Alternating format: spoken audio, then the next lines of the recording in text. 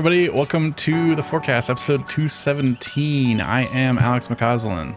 I am Ben Diaz. I'm Caleb Juno. I am Chad McCausland. And I'm Jake Fetterkyle. All right. Last time we were out, some people were out. Aaron's still out this time. But we do have a bunch to talk about because fake E3 happened. So we thought we would still get on here and just yap for a while. Keigh-3, right? Keigh-3. I believe that's what the kids are calling it. Yeah, Keigh-3. We just yap.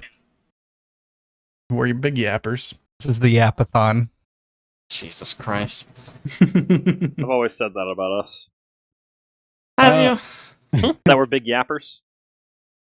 And we got no V-Gig, we got no Big yap CCP. We energy. just we're rolling straight into We the just news go, this week. dude. Yeah, we're getting going. I just have all the games events in one category for us this week. If there's anything specific somebody wants to talk about, I'm sure think there that's- will be. 90% of what we got, so let's just get into it. kind of chronologically, I think State of Play might have been first out of everything. It happened kind of like at the start of the week before, kind of. Oh man, I kind of forgot about we the got State so of much Play. to talk about. I have a few notes of just key games that I wanted to point out. Neo 3 got announced there. Oh, that's right. I was like, what happened there? Yeah, Neo 3 was the big one. Neo 3 is pretty big.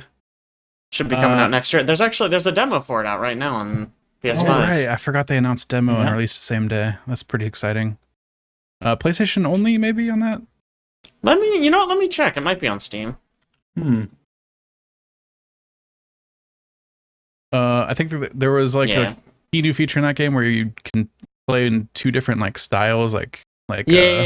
You, ninja mode or Exactly. You have a ninja mode, which is a little bit faster and less tanky, and then you have a samurai mode, which is the tankier mode. I think that's a cool idea. It seems like they're kind of building on the sort of switching between those two modes. So you have a mode that hits really fast and a mode that hits really hard. It's an interesting idea, at least. I think, yeah. It seems- what that game needs is more buttons to hit. That's True exactly. that. I honestly Neo 2 too simple. I get Goodness so gracious. All the stances and stuff, it's so complex. Yeah. bored. The stances are pretty whatever. It's usually fine. It's just slow, There's- powerful, regular, light, and fast. There's so many upgrades that are like, if you swap stances from high to medium, you get this buff in the middle of this combo. Well, or if yeah, you just go from medium to high in the middle of this combo, you get a different buff. Just do And that, it's though. Just do that. Do that. I It's don't know. I don't so know, man. Just complicated. do it. Just fucking switch your stances in the middle of the combo to get the buff. What do you want? It does seem like this is a much better version of the switching characters than what they did in Assassin's Creed. Was that Origins? I don't remember what it's called, that one. No, Shadows. Shadows, that's what it is. Yeah. Oh, yeah. Well, so this is not... A, I don't think you're switching characters, and B, this is like on the fly. You push a button and you Right. switch modes. Okay, Yeah. yes, I see your point now. Yeah. 'Cause that I've game, seen there a was lot like of a- complaints in Shadows about having to go into your menu and Yeah. And there was like a three loading sub screen, menus right? to get to it. Yep. Yeah, what Which- a weird choice. When it feels like this should be very possible. Mhm. Just push a button and swap, and even if it's like, well, it doesn't make any lore sense.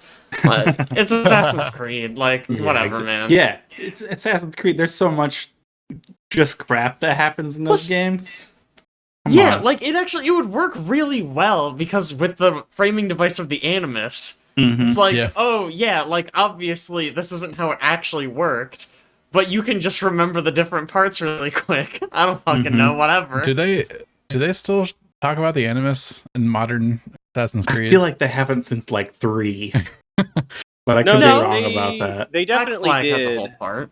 Oh, does it? Okay. There's Yeah, the part and- where and you I know- slowly walk around the office. Yeah. And I yeah. know right at the beginning of Odyssey, they show some modern day people getting into an Animus. Oh, okay. Yeah, I didn't think about that. How does it work? Man, None of us have played Shadows. Are No. you related to both Yasuke and Girl? Presumably. It's usually your ancestor, right? I didn't even think of that. That's just, it's weird then. Like, maybe, Do they get hook together up? at the end of Maybe they hook end of up the at the game. end. That's I the don't know. twist. Yeah, they did that for sorry. I just remember this because I tried out Odyssey recently, and that new game. But Thank God, they Ben did the can be same our- thing. Where right at the beginning they're like, "Hey, you have we should check this out, but you have two relatives back then that we could pretend to be. Do you want this one or this one?" And it's just like, That's wild. Okay. Okay. That's so weird. I love that you can be our Assassin's Creed expert, Ben. This is perfect. Oh no. Great. As long as you only have questions about Assassin's Creed 1 through 3 and Odyssey, the first 5 minutes. I mean, yeah, you've played more Odyssey, I think, than anyone else on this cast. Correct me if I'm True. wrong, boys. Yeah, no, that's correct. Go back to Neo. Call me the expert. Yeah, anyways. Neo 3, by the way. Jesus Christ, it's gonna be a slow cast. Yeah, Neo 3. Other stuff that was there. 007 First Light, we saw more than just a logo finally. Yes! I I'm got excited for this game. Some cinematics. I think we got like maybe a second or two of gameplay in there somewhere. At least it kind of looked like it. Yeah, No I'm really UI. excited to see more of this game. Because I'm just curious what it's gonna be like. Because obviously, IO Interactive is well known right now for their Hitman games, Right. which are these like big sandboxy, almost like immersive sims where you can kind of go around and mess with all these different systems. And I wonder, because it feels like you could apply that same idea to a James Bond game, right? Mhm. Little sandboxes where you go around, you have all these kind of toys to play with to get your job done. But like the trailer also shows like car chases and gunfights, and it's like, well, obviously like a car chase has to be linear. And it's a James Bond game, so they probably want to have some gunfights. I don't know, I will just be very curious to see how they balance all of that. Right. Because like if they make the gunfighting too easy or just they make it really good, why would anyone engage with the stealth mechanics? You know what I mean? Like beyond just like a self-imposed challenge. I don't know. It'll be interesting. Yeah, hopefully they just build on their experience and take like the best parts of Hitman and then also expand into some of these more linear, like story focused things. Yeah. Yeah, I really hope so. The And good do a news mix is of both. they're still putting out updates for Hitman. They just released an elusive target, which is Le Chiffre from Casino Royale. Mads Mikkelsen. And they got him to play the character. Yeah. Well, it's his likeness. I don't know if they got his voice or not. I'm pretty sure it's him. Really? That's crazy. Yeah, because they bring him out on stage and he talked about being happy to Okay. return to the character and stuff. That's awesome. Yeah. So, yeah. I mean, it's cool they're still putting out updates for that. So even if this game sucks ass, you know, it's still there. Am I the only one that feels like it looks like it's straight out of PS2 era in these cutscenes? It looks pretty 007? rough. Yeah, I think so. I don't think it looks too bad. Yeah. Maybe it's just me. I mean, it's not like impressive, but I didn't get, my initial impression wasn't like, wow, this looks bad. Yeah. Mine was. I wonder if they're using the same engine from Hitman, because it also, I think, is very like, it works, it's but aging it's a not bit. impressive. Yeah. Yeah, that's true. Yeah. Other things from State of Play, they showed off Pragmata, which is still a video game that exists. Hell yeah. Originally supposed to release in 2022. Announced in like 2019, I think. They're working on it, man. They had like a little funny note in the trailer where because the last trailer they put out like years ago, they had like the date scribbled out and a new date, and then they did it again. And they were like, it exists, really. That's awesome. It looked but really cool. Yeah, we finally got to see some like gameplay in there and It more looked story weird stuff. as well. It did look weird. It looks really weird. You couldn't really tell much from the trailer, but since then there's been embargo lifted on hands-on time with the game, and I've read some of the articles, and it sounds really neat. Like people were talking about the gameplay loop it's like third-person shooter action game where you have like a dodge and you're trying to shoot crit spots on enemies and stuff like that. But you also got your robot girl Diana on your shoulder, and she has to hack enemies to basically enable you to be able to kill them. But to hack them, you have to do like a puzzle, and that happens at the same time that you're like dodging attacks and shooting at other things and stuff like that. And the puzzle plays out on the face buttons of the controller, and you like move and shoot and stuff with like the sticks and the triggers. And people were talking about it's like really compelling. Like it's like a left brain, like right brain, like scratches at something in your head situation. And like once it clicks, like you get into this weird flow state. Interesting. Really positive press about it. Okay. Sounds very neat.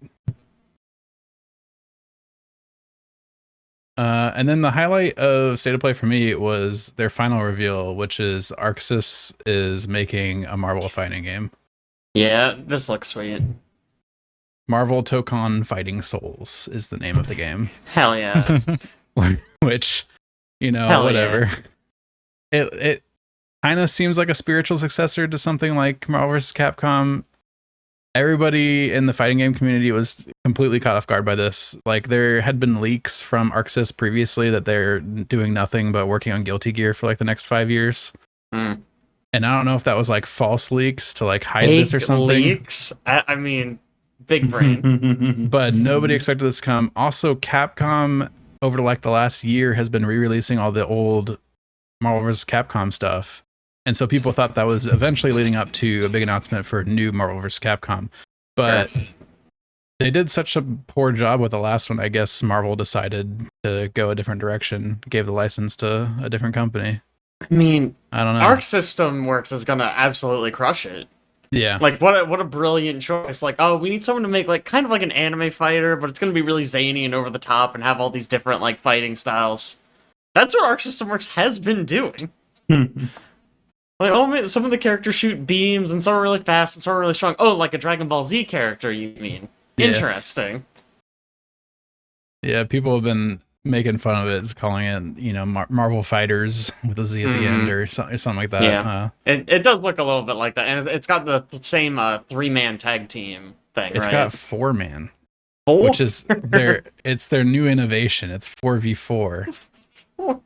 How innovative. Yeah. Which Cool. And everybody's initial reaction was nobody wants to have 4 mains. What do you talk about? What like? And then they talked about in the extended thing with the background information. They're like, all right, we know some people aren't going to want to actually play 4 different heroes, so don't worry, we've got a system in place. So they didn't really talk about specifics. I imagine it's something to do with like you just have a unified health bar, and if you just want to play your main, you can play your main with 3 assists. Yeah, I think Skullgirls does a similar thing where usually you can have like 2 or 3 characters, but you can forego that to buff your one character a little bit. So you are probably still at a disadvantage, but if you're like, man, I just want to play Iron Man, you can. Yeah. A lot of people are talking about what this means for 2KXO also. Like, this is kind of a similar style game. Yeah. Well, that game theoretically is coming out this year, even though we've not heard anything about it, right? What a bad name. I get the letters and numbers mixed up. What genuinely? What's wrong with Double Knockout? Is a great name. Yeah, you just call it that. Yeah, or even like Pentakill, Quadrakill. I don't know. League of Legends has terms you can use. Yeah, Quadrakill would be cool. I don't think they can copyright Quadrakill, so it's fine. Anyway, that was really exciting. And especially for the niche of the fighting game community, it really like shook that community to the core. So that was really cool to see. I feel like we don't get a lot of new IP. Yeah, it's part of why 2XKO is exciting. You guys see another fighting game got announced too? Which one is that? That was in the Xbox showcase. I don't know if I'm jumping ahead though. Oh, okay. Yeah. Yeah, I got that one listed actually. Anything else in the State of Play that everybody remembers? Those kind of the things I wanted to touch on. One, they showed off a new game called Tides of Tomorrow, which I thought looked really cool. It is supposed to be have some sort of asynchronous multiplayer in it, where a Oh, previous right. player who played through your level made choices, and that impacts how you play through the level. So I think they show in the trailer like the previous player shoved somebody off a dock into some gross water, and then when you're running through, he like stumbles out and stops you because he is asking for help. He's got like these like barnacles on him and stuff. And it had an interesting idea. I'll be curious to see how it plays when they get some gameplay out. Yeah, So far, it's just been cinematic. I couldn't really tell like what all that meant. It's an interesting idea for sure. Let's see how they execute it. Yeah, and I think you can like it suggests that you can even choose specific people to follow after an mission. So like your friends or streamers, you'll be able I to didn't think follow about their that. choices, which I think is cool. Yeah, that's neat. One last thing I wanted to mention is that they're remaking Final Fantasy Tactics, which is cool. Yeah. That's just neat. Got like full voice acting now. Oh, does it? Yeah. Oh, we could also. Sorry, I had to find what all was announced. Sure. Is this where they talked about Romeo is a dead man? Yeah, The new Suda 5-1 game? Yep. Man, God bless that guy. Still making games. Love him. Love that guy. Just keep doing it, man. I don't know if this game will be any good, but it looks fucking stupid. It looks so weird. The intro to that trailer was an acid trip. Awesome. Love it. So fun. Is that it then for State of Play? Okay. Yes, sir. I think the next thing that popped up was actually the Unreal Showcase, which really just had a bunch of tech stuff, but they also showed off The Witcher 4. Well, it's not It's not really The Witcher 4. It's like a showcase using The Witcher 4, set in the Witcher 4 universe, kind of. It's not like the game, right? I was under the impression it was the game. I had heard otherwise. Maybe that's new information. I don't know. They basically were showing off a bunch of the tech that they're using to build The Witcher 4. Okay. Yeah, it is a tech demo, not The Witcher 4 itself. Sure. Yeah, they did a lot of stuff like showing specifically how graphical features are being rendered and how they can like zoom way out and like all the trees are still real and they don't do any level of detail switching and stuff. Wow. But like the way nanite works is crazy, and like the trees turn into like voxels at some point if you zoom far enough out, but it doesn't look like it because it's so far away, and then you don't get any pop in. It's super weird and cool, but that game looks like their graphic stuff looks really, really good. This is also their first Unreal game. I mentioned in the Discord that's that right. they switched from their own Red engine To and now they're Unreal. using Unreal. Kind of an odd decision to me. Yeah, I wonder what prompted it. Maybe, because obviously they had some trouble with Cyberpunk, but they did eventually get that under control, right? So you would think that, like, oh, now they have all this experience, like, maximizing it. They got the glitches fixed. Like, Night City looks so incredible is the thing. Yeah, right. Weird switch. It's probably because Unreal has come out with a lot of really interesting tech that would be really hard to replicate. Yeah, it also That's true. In their talk, they were talking about stuff they're adding to the engine that like other developers are going to be able to use that is going to make certain techniques easier. So that's really cool. But yeah, I mean, I know they had a rough time with Cyberpunk when it first came out, but I would have thought that they had solved a lot of those issues. But maybe they really did have a hard time through the development cycle of that game and decided it was just too much tech deficit to fix it entirely instead of just fixing bugs later. I don't know. Yeah, who knows? We got Summer Games Fest is the next big one. The main event. Keigh-3. Yeah. Keigh-3. I thought this was kind of a disappointing Summer Games Fest, really. There wasn't a ton that impressed me. I wrote down all these random games that are getting sequels that I kind of didn't expect to. Mortal Shell 2, Code Vein 2, Atomic Heart 2. All these kind of like AA titles that kind of flew under the radar, I think. And Atomic Heart 2 spin-off game called The Cube. Yeah, Oh, yeah, the freaking they had Mudfish. 2 games. Got 2 games. Absolutely. I mean, just wild. Or maybe people really liked Atomic Heart, and I would have been misinterpreting it. But Also, I think it did when did alright. Atomic Heart come out? I feel like it's not that long ago. I want to say like 3 or 4 years ago. And like 2 games 2023. in that time? Okay. Yeah, I guess it's been a couple years. yeah, I don't know. Only Wild. 2 years? That's Wild, crazy. man. They had Yeah. Didn't they launch that Lives of P expansion like the day of? Yep. Yeah. Liza P Overture. But you guys are excited about that? Oh They yeah. showed some new stuff, and then they were like, "We're gonna give the date. It's now. Hell yeah. Congratulations." Go home and play it. I do want to say about some of those 2s. Mortal Shell 2 looks excellent. Looks really good, right? Yeah, the first Awesome first game trailer. was good. The second game looks even better. I don't know Yeah. why they've added guns. Listen, I don't know why they've gone so hard in on guns. It's a weird every choice. game should just add guns and a grappling hook and a heavy metal trailer. Yeah. Like, honestly, could not be more pleased. Maybe they Yeah, played a it bunch of looks sick. Remnant, and they're like, "This is cool. Fuck yeah. This is it. We should add stuff like this to our game." You guys excited for the timely Game of Thrones game coming out? Ooh. So dumb. Just in That's- time to release a Game of Thrones game. That's rough, man. It was probably a good idea when they started development. Was it? Because it's an RTS game, and that's been out of fashion longer than Game of Thrones has. Yeah, that's tough. I don't know. Alex made a good point where the trailer seemed to heavily lean into, you didn't like the ending? You can make your own ending. Yeah, they went hard into like, yeah, just make up your own Game of Thrones stuff, dude.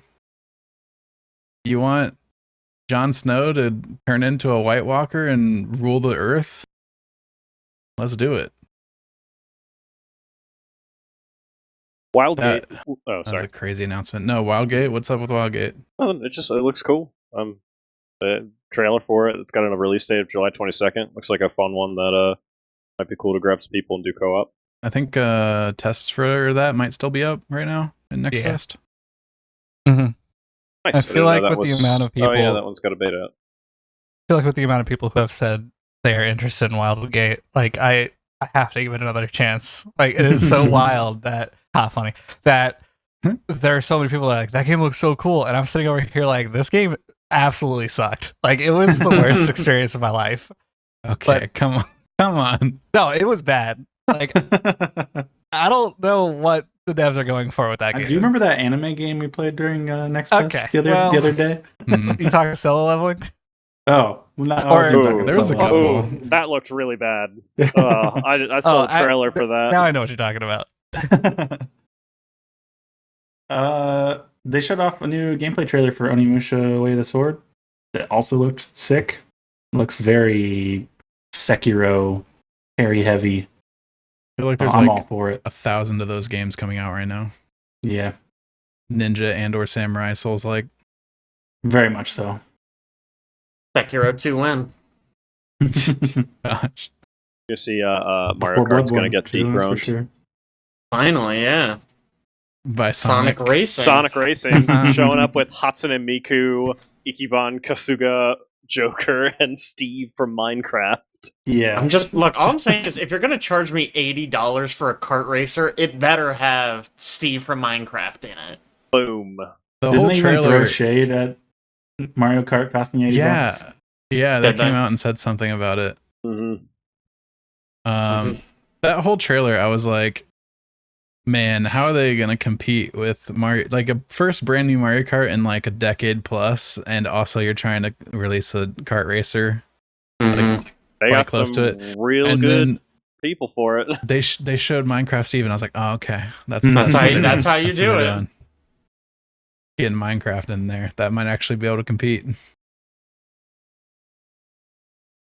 can't believe they got the Yakuza guy. And I mean, of course they did, but It's Sega. They own Yeah. it. yeah. I just kind of throw 'em in assumed there. this would be one of Jake's favorite games, since I just listed a Persona 5 character, a Like a Dragon character, and Hatsune Miku right there. The problem is, I think it is still a kart racer. Indeed it is. So, like, It is whatever. still a kart racer. You're not gonna go pro Sonic Cross Worlds or whatever it is called. I mean, probably not. Dang. Do you want to talk about the one last thing? Sure. Resident Evil 9 finally got announced. Dang. Resident Evil Requiem. Kind Sounds of weird like how a they did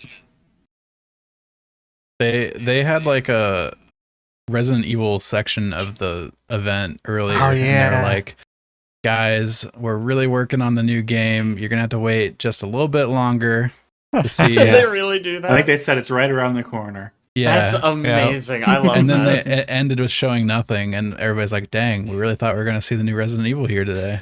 And then they got to the end of the show, and he said, "We got one more thing," and it was like Resident Evil. And we're like, "Oh, they meant like a really short amount of time we had to wait." right around the corner. That's so funny. It looks good. New main character.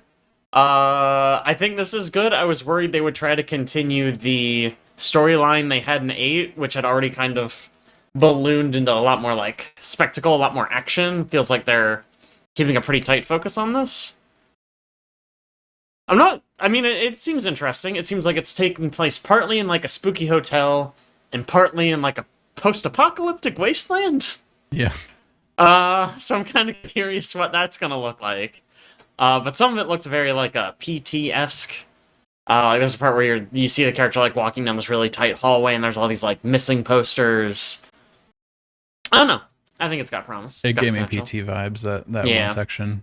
For sure. I believe, yeah, they said a new tone and feel with, quote, cinematic high stakes action. So I don't know how far they're moving away from There's the been sort of action pieces. There's been some interviews where they're talking about going more horror, like more Okay. horror. Good. Yeah, good. the trailer at least gave me big Resident Evil 7 energy. Mhm. Except the post-apocalypse parts, I'm really curious to see what that means, what that does. Yeah. But we'll see. They also said, I've seen like these things coming out that you can play it in first person or third person. Yep. Interesting. Yeah, right. Weird choice. I really don't know what that's gonna look like, because I feel like you design horror for those two perspectives very differently. Mhm. Yeah. Right? Like, if you played Resident Evil 7 in third person, it would kind of just Be a fall very apart. different game, think yeah. they Right? Did- Yeah, it just doesn't work. Didn't they do Village in first person, and then later in a DLC they introduced third person? That sounds familiar. Is that true? I Can you think- play through I all of think- Village in third person? I think now you can go back and play it all in third person if I remember correctly. Weird. But it Mhm. wasn't that way at launch. Huh. Okay. I feel Weird. like I third mean, person removes from the scary factor. yeah, right? Like third person you can lean more into the action because you can keep an eye on your surroundings better, but first person, someone can come up and grab you and it's very intense and very close. Right. I don't know. I wonder if they just have. I think people were upset it's not like older Resident Evils that are all I'm third sure. person. So I wonder if they just Yeah. want to satisfy everybody a little bit. I mean, yeah, Just I'm title sure it that's something what drove different. it. Yeah, right? That's why We're back everybody at that this. way. Back at this discussion.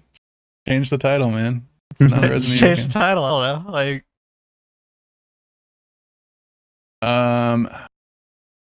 Of course, tons of people expected Silksong to be at this thing, and it wasn't. But Jeff What? Keighley did utter the words Silksong, and it caused a big disruption because Yeah, he did he this whole said bit. Silksong in the chat just... He did this whole bit where like they were introducing the Deadpool VR game, and like he Oh, got yeah. a note from Deadpool that was like, skip the Silksong trailer and play mine Mhm. instead. Everybody was pissed about that. that's so funny. That's funny. Some other weird stuff that is in this. They had a Muppet game, a Yes! Muppet boxing game. Felt That's that right, boxing. I forgot this was here. This So game looks weird. good. I'm excited for this It game. looks good. What's crazy is like a lot of the shots in that trailer just look live action. Yes. It's But insane. They are rendered. Like you can see in some of the other shots where you can see little tiny errors with like some of the fur or something like that. Like I went through it and looked at it really closely. It is actually rendered. It's not just like, you know, photogrammetry or something. What a weird looking game. It looks like Punch Out. Yeah, With Muppets. Yeah, Hell basically yeah. Punch Out. that was Hell my yeah. first feeling as well. Also other unique art styles. There was a game called Out of Words where it's like a 2-player puzzle platformer, and the whole thing is stop motion. Looks very cool. They showed like a tiny bit of like people setting up the puppets by hand to record the stop motion stuff for the game. Apparently the entire game is done like that. So much work. That's insane. I don't know, man. Anything else from Summer Games Fest? I didn't really have anything that I noted besides that.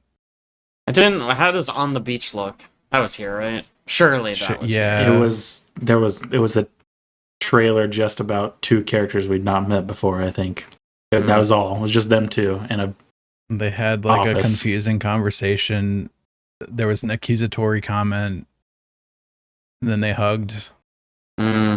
Good, so they're happy. And Kojima's Okay, like, happy ending. doesn't that look good? And then he's like, I'm not going to spoil anything though. It's out soon.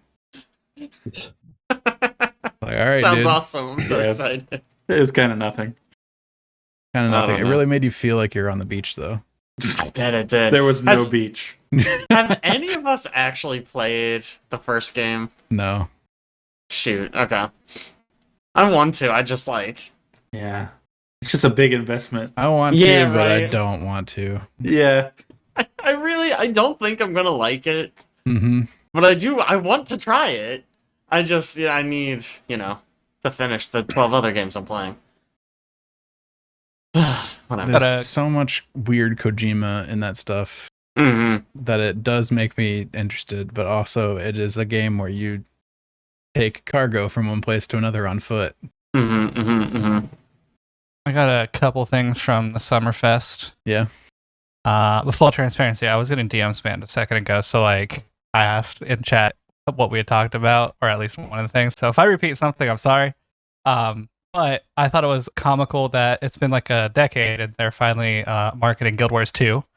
So that's cool, I guess. I don't know why, because that game is totally in maintenance mode.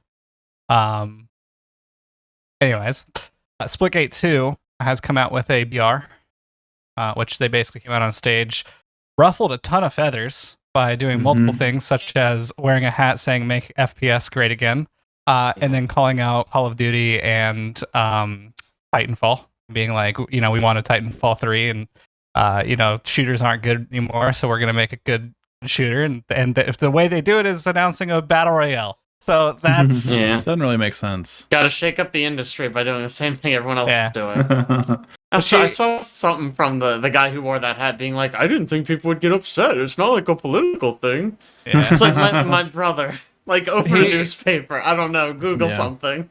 I saw him do like a quote unquote apology video, and in it he said something along the lines of what you're saying, but also in the same like sentence he was saying that he's a small studio, they have to cut through the noise. It's like, oh, so you knew exactly what you were Yes. doing. Obviously. Just stand, like, honestly, if that's what you were doing, just stand by it, like whatever. Just be like, it was a publicity stunt. We Yeah. needed Yeah. eyes. I got eyes. Yeah. They actually they made a second statement later that basically said as much, like they needed something that would stir up like controversy almost, Sure. I mean, yeah. and that's what they landed on. Sure. I do think it's hilarious. Okay, for one, I think the battle royale kind of looks cool and interesting and has some like new ideas. Mhm. But that aside, I think it's hilarious that he specifically called out Titanfall 3, that we didn't get Titanfall 3. The reason why we didn't get Titanfall 3 is because they made a battle royale instead, and then he announces a battle royale. Very, very funny. Actually, that is very funny. he also called out Call of Duty, because Call of Duty hasn't been doing too hot.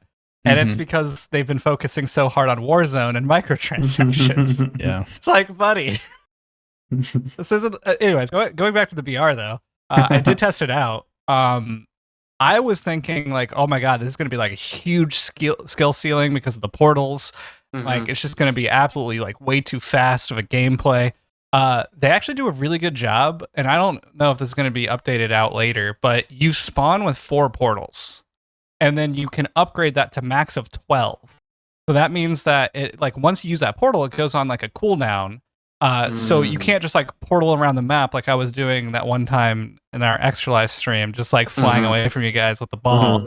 At a certain point, like I would have to stop and wait for my portals to cool down. So it's more like a mobility tech that like just gets you positioned better, and not something that's going to be like Fortnite building, or if you play like the real Splitgate, like whipping around your opponents and they're never going to see where you're coming from. So that's pretty cool. And then there's some cool redeploy mechanics. It's just already built in that if you're out of battle, there's just a timer and you can come back. So it's kind of arena-y already. And then you can also revive your teammates if there's nobody like near them. Just walk over to them and pick them up. But it's cool because it's not like your PUBG where you die and you're out of the game forever. Like you're always going back into the fight. And it also is like there's different parts of the map that are like cut into arena style, and then the storm, quote unquote, is that section of the map is going to be gone, and so it kind of points you in a direction to quote unquote portal to another arena. So it's like you're always fighting like in arenas, and there's like 4 arenas on the map, and so it comes down to last 2 teams, last map, and you're basically just doing a Splitgate arena fight, which is it's kind of cool. It's actually fairly unique for a battle royale. Yeah. My last thing was MMOs haven't really been coming out and hitting lately, but 7 Deadly Sins looks pretty beautiful. I don't know if it's going to be good gameplay, but I thought it was broadcasted as an MMO, but I could be wrong. I have no idea. I kind of tuned out when I saw it because I was like, anime game. So it is based on the anime? Oh yeah. Caitlin, that was the one thing I prequel, showed I believe, Caitlin, to and the she was anime. like, those are all the characters. Yeah. It does say open world RPG, so it could just be Which single player. what's the full title of this one? 7 Deadly Sins Origin. Yeah. Nice. Hell yeah. Good title. Takes place in Egypt, In Egypt? like Assassin's Creed Origins. Does 7 Deadly Sins take place No. here? I guess not. I don't know. It does look good, but also I don't think it's an MMO. What I can see. There were some things that hinted towards it, but when I read the page, it does say open world RPG. So Is it gonna be gacha? That's the important part. it probably is. It's probably just going to be a gacha game. That would make sense. Any other Summer Games Fest stuff? Nope. I had a tiny bit from Future Game Show. I had a couple was- things from that too. Wasn't really too much there, but the big one was The Expanse Oasis Reborn, which is an Owlcat game.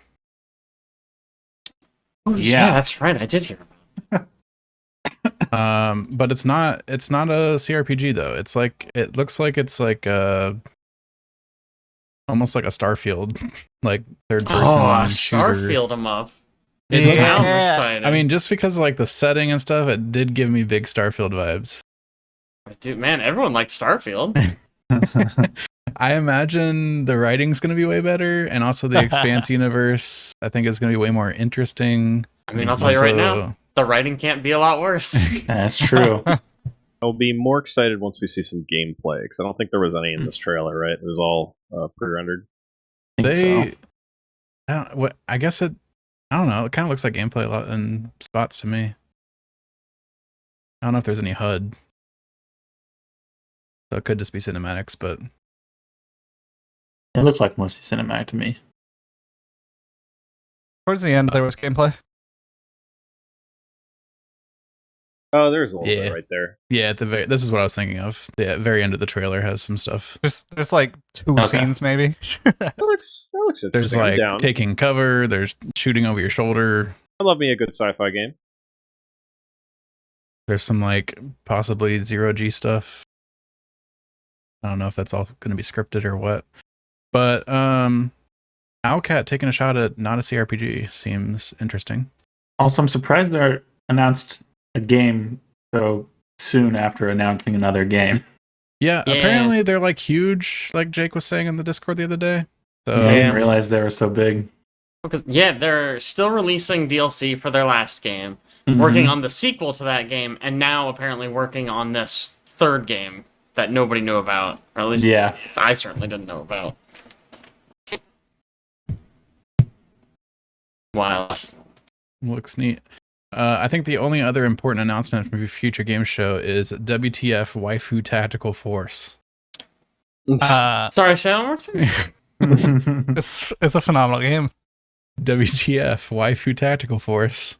It's a movement shooter, so I had to experience it. You know, it's awful. I could have told you that before clicking into it, but you know. I just thought it was so funny. This It's the red dot scope as a cat.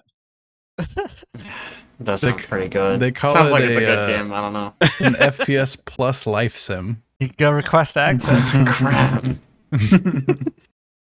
Yeah, 'cause- I have a different game I need to recommend to Jake to request access to. He's got to go play Date Everything. I I'm think going to. Don't worry. I Don't think even worry. Straight You don't have to Nova was the request last one that I played that was similar, where it was like a FPS or like a third-person shooter, and then like you also date somebody or something, and like get gifts from them. Oh, Like, that's like unlockables. yeah. Wasn't Yeah, that the so- one where you could go 2D Yep. mhm. in combat? Yeah. Oh. So this is the That same does thing, seem- except for it's first person, and you know it's movement shooter, and then after the fact you have a little date. Great. Oh, hold on. I installed it. There's a base building section that just looks like that Fallout Shelter game. Ooh. Man, I didn't have anything else from the show. Did you have something, Ben? Yeah. There are a couple things. Echoes of the End looks pretty cool. Gave me really big God of War vibes from the gameplay. Not that I have played God of War, but it looked really interesting, and I'll probably want to check that out. Oh yeah, this looked all right.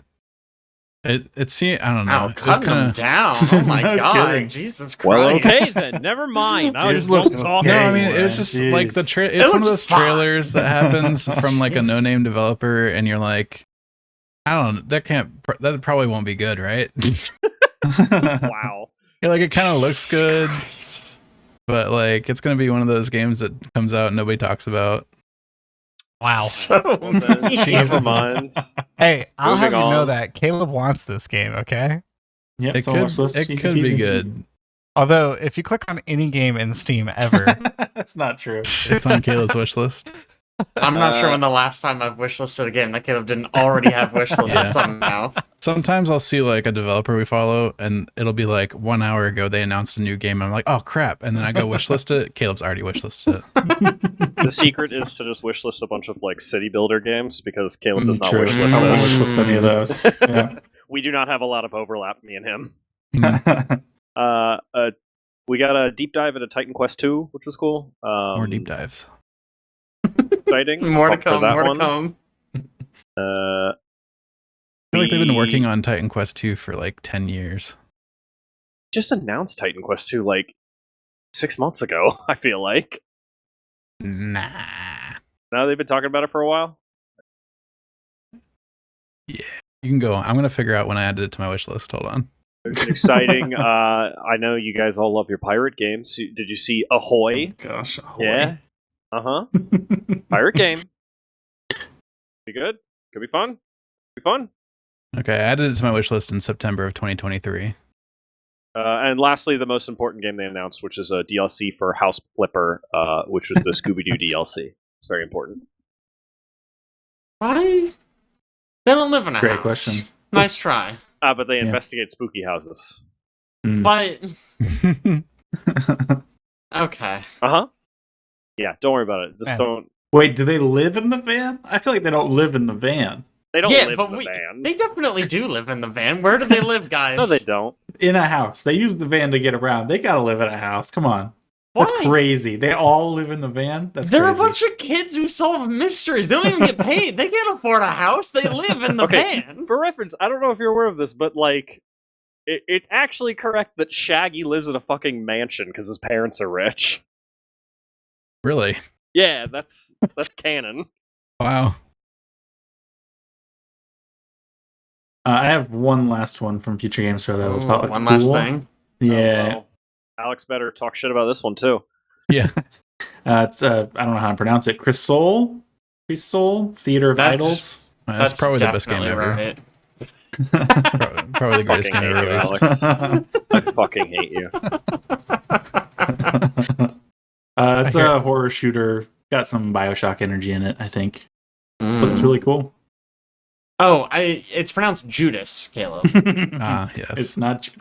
Alex, There's a going different game that forwards, looks like I'm Judas. monitoring every game you buy, and I'm going to play it for at minimum 2 hours. Every game you buy. I don't care how bad it is. Make sure I Elden Ring, can't- guys. Wow. That does mean Elden Ring. Wow. Hey, I played more than 2 hours of Elden Ring Nightreign. That Make sure I can't return different anything game. ever. I feel like there's a couple things that you guys are missing here Yeah. that you guys Go for like. So I don't. Well, this one I don't particularly know if you guys like. It's just supposedly it was inspired by the Stalker series, so that sounded cool. It's also cell shaded. The Explorator. That did look cool. It looks interesting. I don't know if it'd be good. Mm-hmm. Yeah, it did look kind of neat. I know Aaron's a huge fan of the Stalker series. I'm not going to do what he does, where he spells it out. There was also Fading Echo, which I highlighted because of all the voice actors in it, which I found it hilarious that the trailer had none of the dialogue, even though they highlighted Matt Mercer, Samantha Biart, and Laura Bailey. Also, I probably butchered Samantha's last name. But that's Karlak, and then Critical Role, correct? Yeah. Yes. Critical Role. Yeah. Yeah, this game looked alright. Cool Yeah, art style. You turn into water, I guess. I don't know. Directive 8020 is another one that I thought you guys would laugh at, just because we never finish these games. Yeah, no Yeah. kidding. Hey, we finished like the first one they put out, and that's it. Don't worry, I will be getting a group for Directive when it comes out. We got to finish Quarry first, I was about and to say, then we the gotta- next one, we gotta and then the finish next one, Quarry. and then we can play this one. I think it's been Uh, like 2 years since we played Quarry. Do you think we can just hop back in and finish it and know For what's sure. happening? Yep. Absolutely. 100%, dude. Those That's games are good- not good enough. complicated. Right. The final game that I thought was super interesting, it would probably be, pretty freaking decent, is the Tenet of the Spark, where you go into the past and the future of your ancestors mid-combat while Is this a good fighting. game?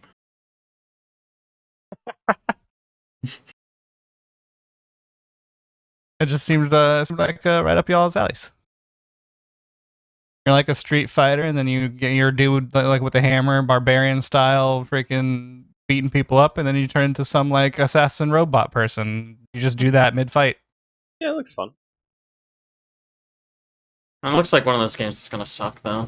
You know what I mean? True. Yeah, from some no-name developer. Alex hasn't been harsh enough on the stuff I've been saying. Only towards Ben, I guess. I went too hard and then I felt bad. No, And I no! stopped. It's okay, Alex. We all know how much you hate me. Fine. No. No, he just hates small developers. Just Also, hate all these one developers releasing one last too many note. games. I am scared of the Eve Frontier update. Oh boy. That's scary to me. I don't want anything to risk me looking at an Eve game again. That's a good way to lose my job and get a divorce. That's not going to happen. Erase it out of your brain right now. Never think about it again. I heard something about Eve Frontier. I know this is something Ben's talking about, and now I'm realizing I'm going to say something that's like negative about a game. Oh yeah, That no, Ben go mentioned. ahead, Alex. Please talk about it. Is this how we lost Owen? I heard. I heard it sucks. I heard it's really bad. I heard it's like got crypto stuff in it. Yeah, it's like they like I don't know. The tagline is they based the game on blockchain, which Yeah, is that such sounds- a tech bro statement. I'm Mhm. just like, That sounds awful. What does that? I know. What does that mean? It's based on whatever. Okay, sure. We do not have time to dive into whatever that could possibly No. mean. Yeah. Absolutely not. I refuse. I mean, it's kind of like it's a video game, and then they mention, yeah, we got crypto in it, and I'm like, I don't really want to play that now. Thank you, Yeah, it Alex. seems like a I will weird say in thing this to case, thank say. you. You've kind of turned me off a bit. A Appreciate weird you thing for to that. say in the year of our Lord 2025. Like, you're Like, gonna gain like 2 people and turn off 5 million. Like, I don't know. the pitch every time is like, you play the game and you make money, and it's like, I doubt it. Mhm. Yeah, right. That's almost certainly not how it's gonna work. Like, I don't know. It's, okay, whatever. I don't know. That's such an old thing. Nobody's even doing it anymore. I don't know why they're trying to. Yeah, I have no idea. Or if they are, like, it feels like maybe they started a few years ago and now they're stuck with it, but, like, don't fucking advertise it. Like, sweep that under It's- the rug, guys. honestly- Nobody likes it. It will probably not be very good. The Eve developers have tried taking the Eve universe and turning it into different genres like 4 times now, and it always goes very badly, and no one cares about it. Just have their Eve player base. That's it. Listen, the only people who like Eve like it for the For Eve? insanity it is, Sure. and none of them have any interest in go playing the Eve first-person shooter. Like second job simulator. Yeah, Yeah. it's so good. I mean, that does kind of make sense, right? Eve has a rabid fan base, and you're either in and you only want to play Eve, or you're out and you don't fucking want to It's- play Eve. It's such its own thing that Yeah, like, right.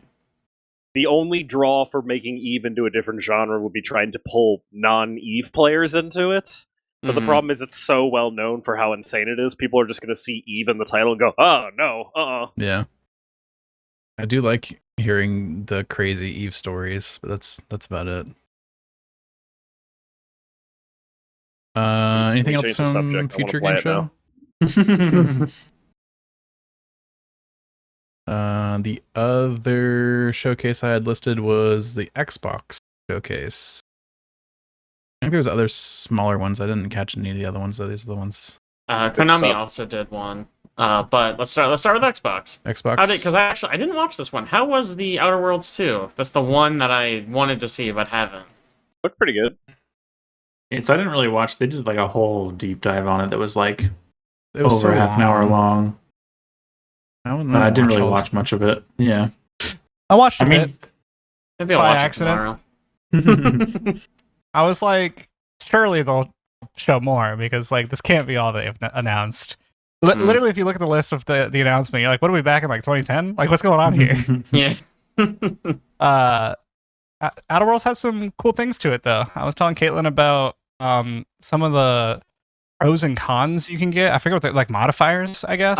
Perks and flaws. Yeah, so like one of them is like you look at the sun for too long, and then everything becomes like glowy, like you can't really see correctly anymore. That's that's funny. That's If you shoot your gun and you have a habit of like shooting 3 bullets and then reloading, 3 bullets and then reloading, you get a perk where it's like your gun does more damage than if you reload, like let your mag fall all the way to the bottom and like empty out, then you get less mag, something like that. It's Sure. You get a penalty, yeah.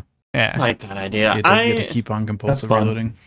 The thing that I laughed at like out loud was stealth mechanic where you have bad cartilage in your knee and you stand up and your knee cracks and the whole room hears you. Okay, I mean that's funny. that's That's great. great.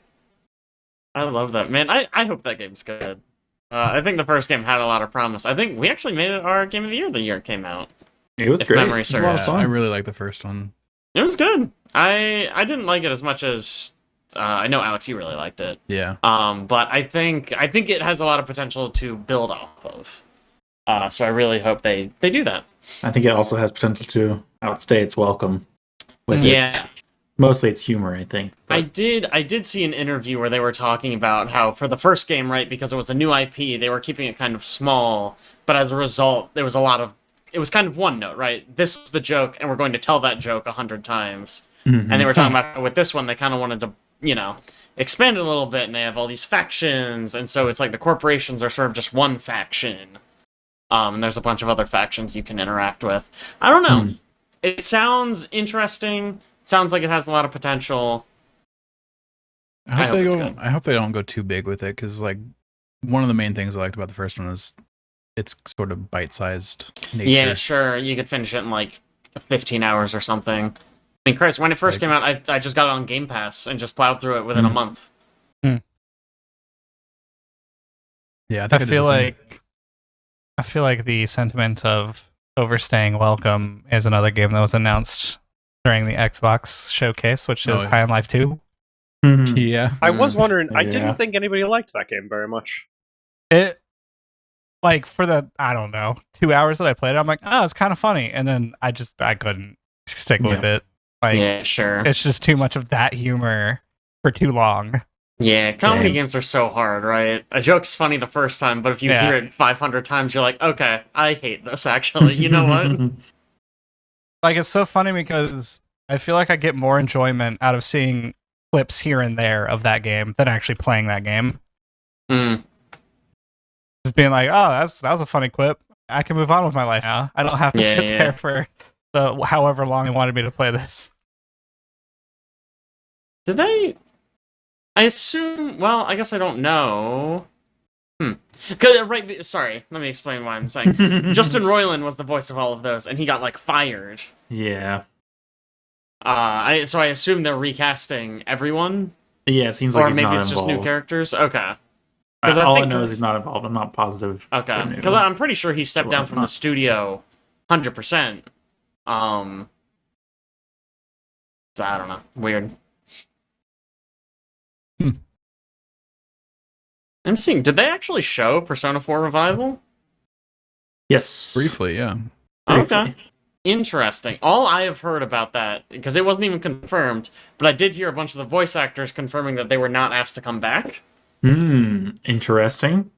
What I think is interesting about that is, like, wouldn't they just use the original voice work? Yeah. Like, Oh. to me, that just says, yeah, we're going to use the original voice work. We didn't hire new voice actors. We're just retooling all the graphics. Because, like, for Persona 3 Reload, I don't think they recorded new voice work. And, like, Metal Gear Solid Delta, they're reusing all the old voice work. Mhm. So that would be my guess. I don't know.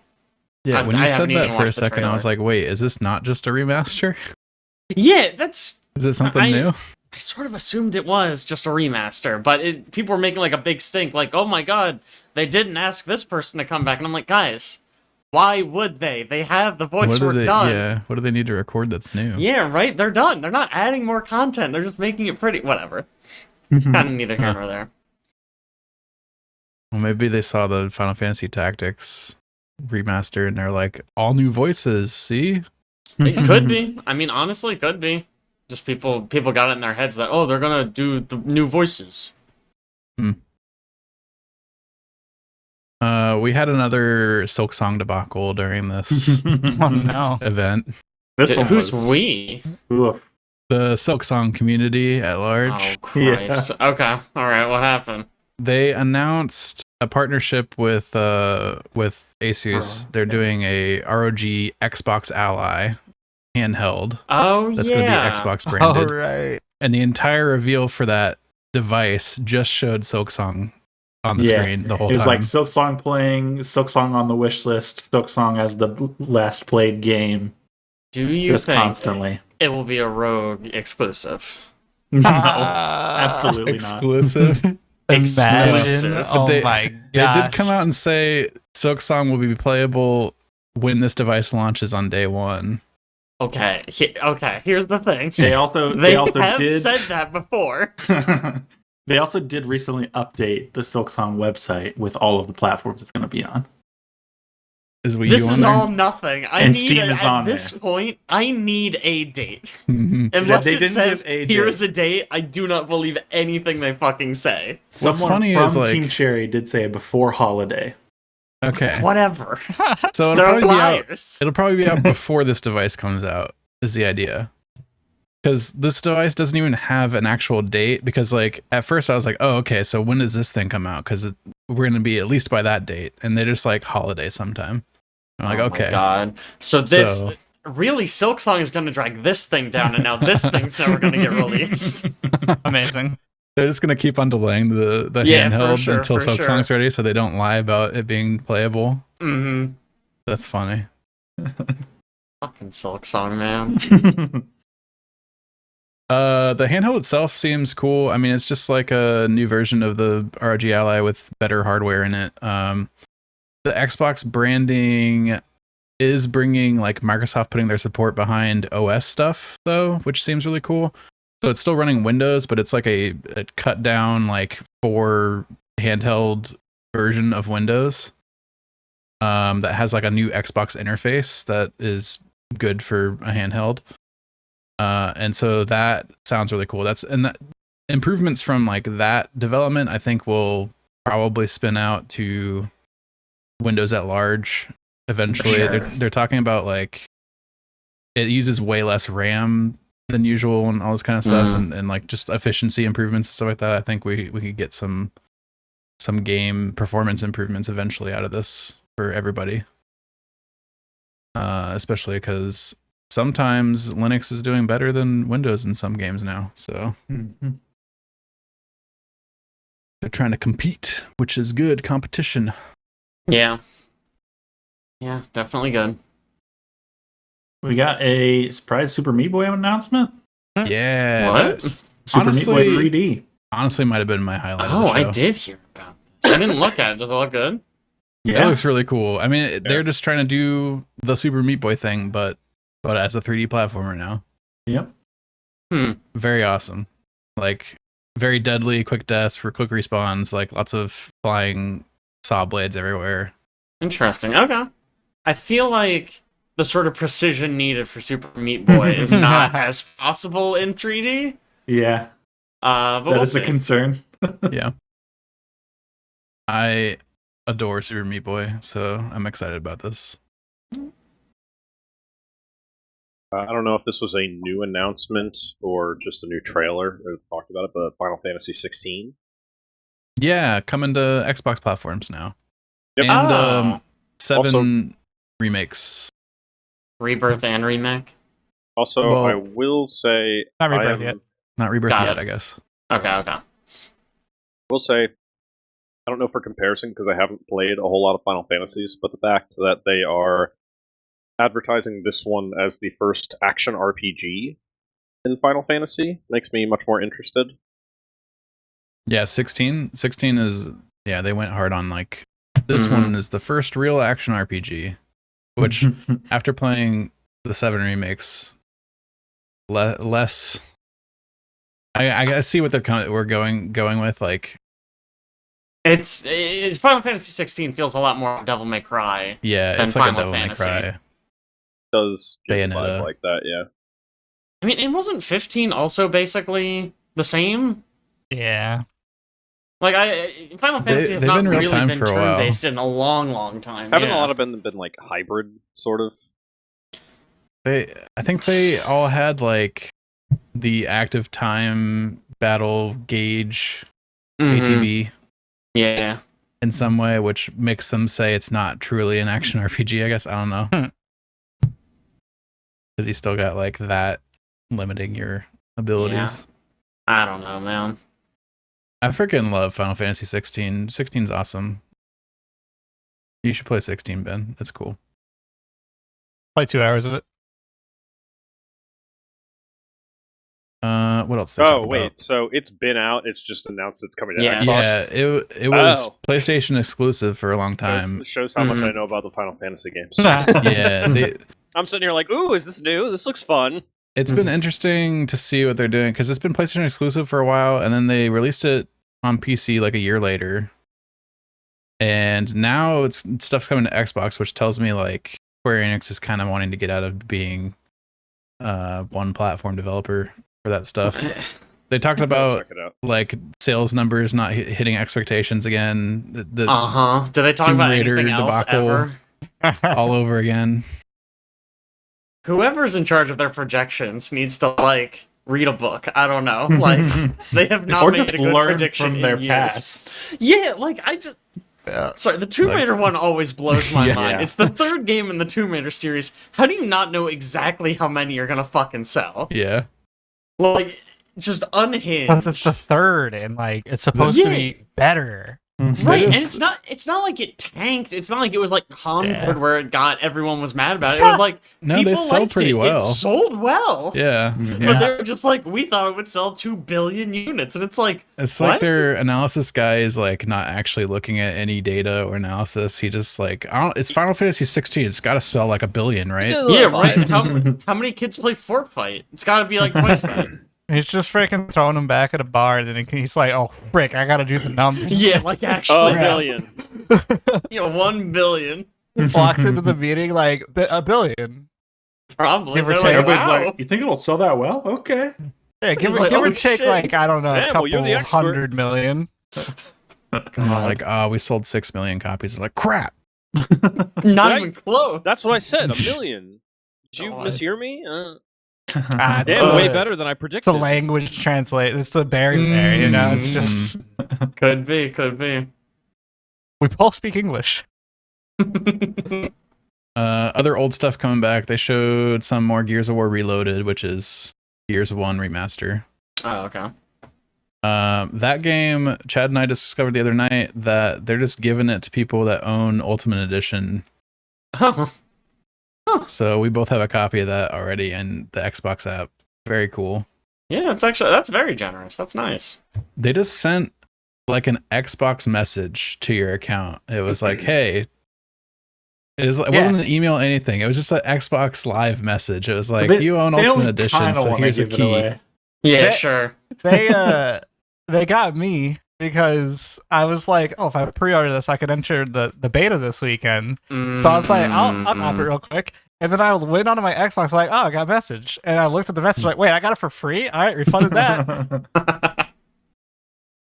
That's great. It's like it's Xbox Live message, and then it literally just had a button that was just like redeem key, like below an actual key that was written out. Wow. And then added to your account. Very I feel like if I strange. saw that, I'd have a moment where I was just like, is this phishing? Yeah, Like, this is definitely a scam. There's no way. What else? The Invincible fighting game that Ben was trying to talk about earlier. Look kind of cool.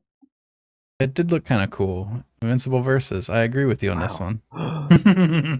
Oh, I'm honored. Only because he brought it up first. If you brought it up That's first, fair. He Yeah, did bring it up well, first. he tried to bring it up first. I'll give it to him that it was True, him. true. He got it. I found out later that a lot of the people that worked on like 2013 Killer Instinct are making this. I So don't know That's anything so about gory. 2013 Killer Instinct.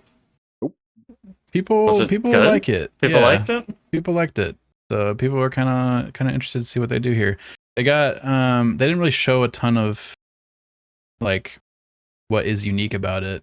I know I've seen some like YouTubers and stuff that say they've played it, but they're under NDA, and they've got like some cool mechanics and stuff apparently that they haven't shown off yet.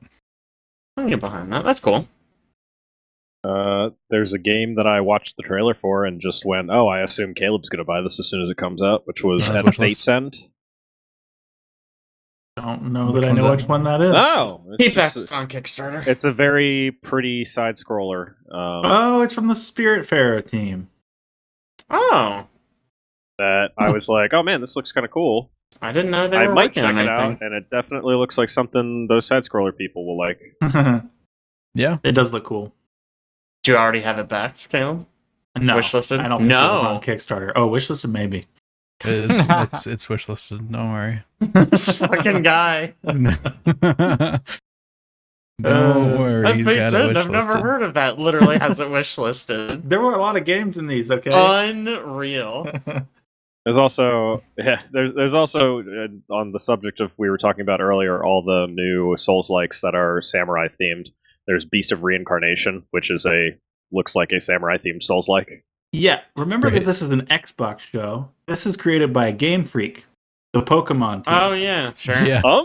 Interesting. Never thought we'd see them out from underneath the Nintendo umbrella. No, they But here put we out. are. I never thought I'd see them make something that wasn't Pokemon. Right. They made one several years ago. Did they? It was some Tembo the Badass Elephant. What? Okay, I don't know Excuse anything me? about that. Yeah, dude. Here, let me. Yeah, I'll Tembo. give you. Tembo the Badass Elephant. Came He's out correct. in 2015. It's on Steam. $15. Wow. That's right. Gotcha. How did you know this? Because I remember in 2015 it came out and I said, "Oh my god, Game Freak made a game that's not Pokemon." They did make in 2019 a game called Little Town Hero, which appears to be a different monster catching fighting game. See, they do other stuff. Huh. 2019 often. they Wow. released something called Giga Wrecker, a Hell puzzle yeah. platformer. They're too busy making the same Pokemon game every couple of years. Well, I Hey. see why they wanted to get into Souls-likes. Here's the good news: they have gotten worse at making Pokemon games lately. Yeah. So that's God, have they? fascinating. Maybe that means this game's going to be good. Maybe they're spending all their effort here. I mean, Could it does be. look it Could does look be. cool. It looks You know- neat, yeah. It's crazy how many times they've made two different versions of Pokemon, and like, some people that are into Pokemon buy both versions every time. Oh, for sure. They just get, and like They no just other get double the developer money. has stolen that idea. That would be funny. Can you Just imagine made if the they same made game like twice with a slight second Elden differences. Ring where just like some of the enemies were different? Well, didn't Rockstar put out Blue Dead Redemption a few years ago? Oh my gosh, No. Blue Dead Redemption 2 coming soon. Mm-hmm. I'd play it. There's different cowboys you could fight. Terrible. No, it was good. It was The good, legendary It wasn't. cowboy that you can get at the end is different. yeah, yeah. We got to see a lot more of Clockwork Revolution than we've seen previously. Yeah, that game looks really cool. Yeah. Yeah, it looks awesome. It looks like there's some time bending mechanics at the end of the trailer. They had not Oh, showed off is- before. is this the game that is Bioshock Infinite? Yeah, the Bioshock. Yeah, yeah. Got Bioshock? it. The Bioshock Yeah, yeah. Infinite game. It's the Bioshock game. Yeah, Got yeah. it. Okay, cool.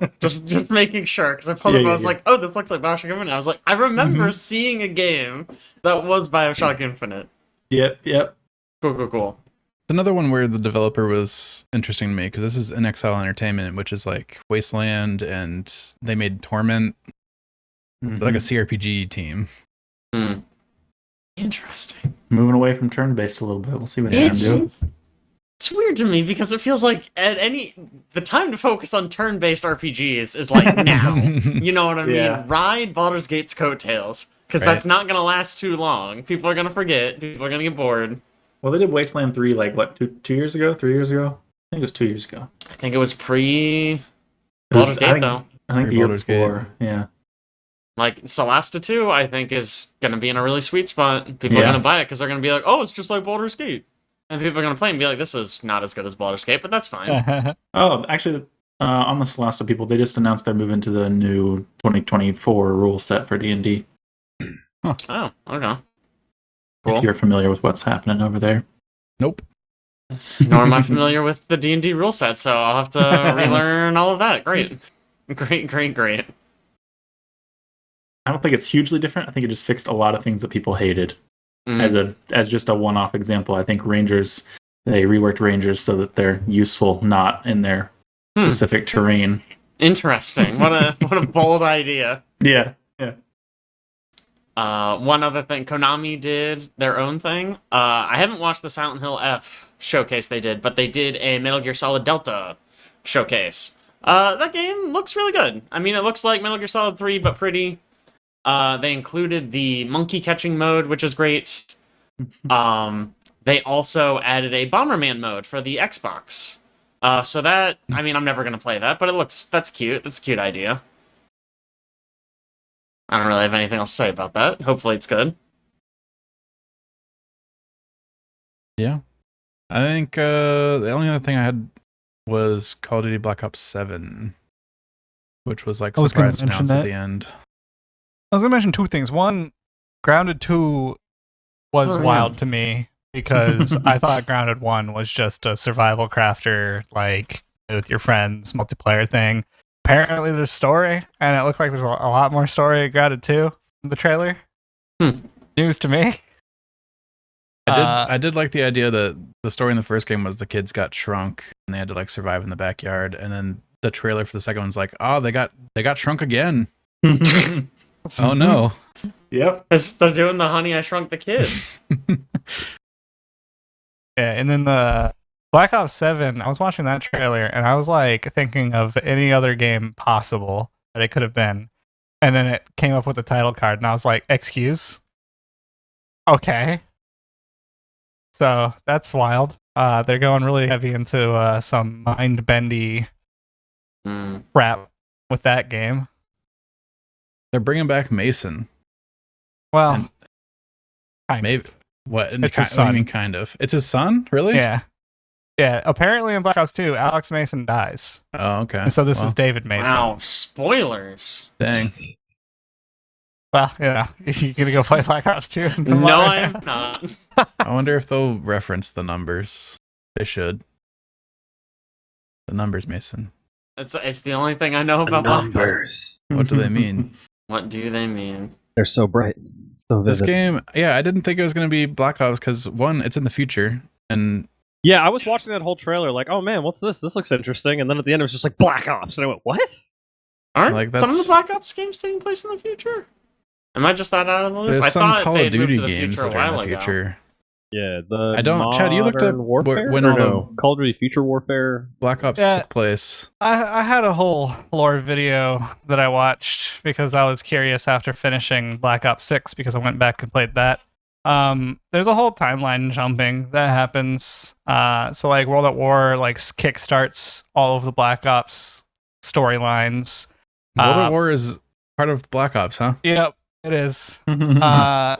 Then it's like Black Ops 1 is back in like what 1997, 1991, somewhere around there. And then Cold War's somewhere in there, and I don't know.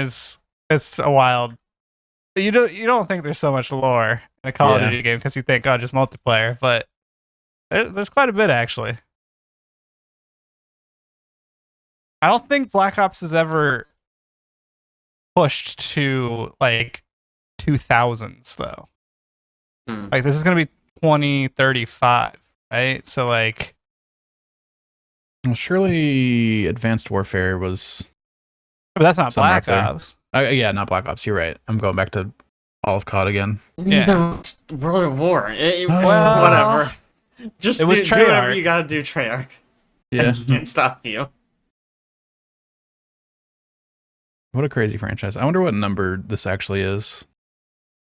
Like 60 or something like that. Dude. It's Call ridiculous. Call of Duty 60. It's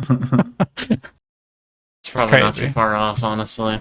It's also like I feel like they've messed up the order because they did the whole Modern Warfare 2 remake Mhm. and then or not remake, but it was like just the brand new Modern Warfare 2. You have to like Modern Warfare 2 subtitle 2022 or something like that. 2023.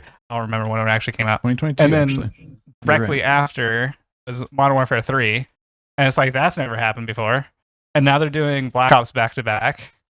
So they have like no time really to develop.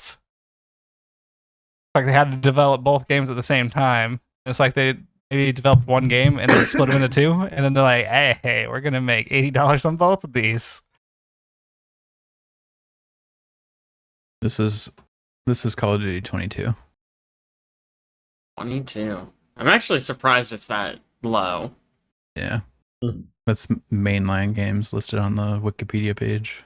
Mhm. Well, for a while there, they were actually doing it where it took a couple years before Call of Duty came out, and then all of a sudden it was like every year a COD. Yeah.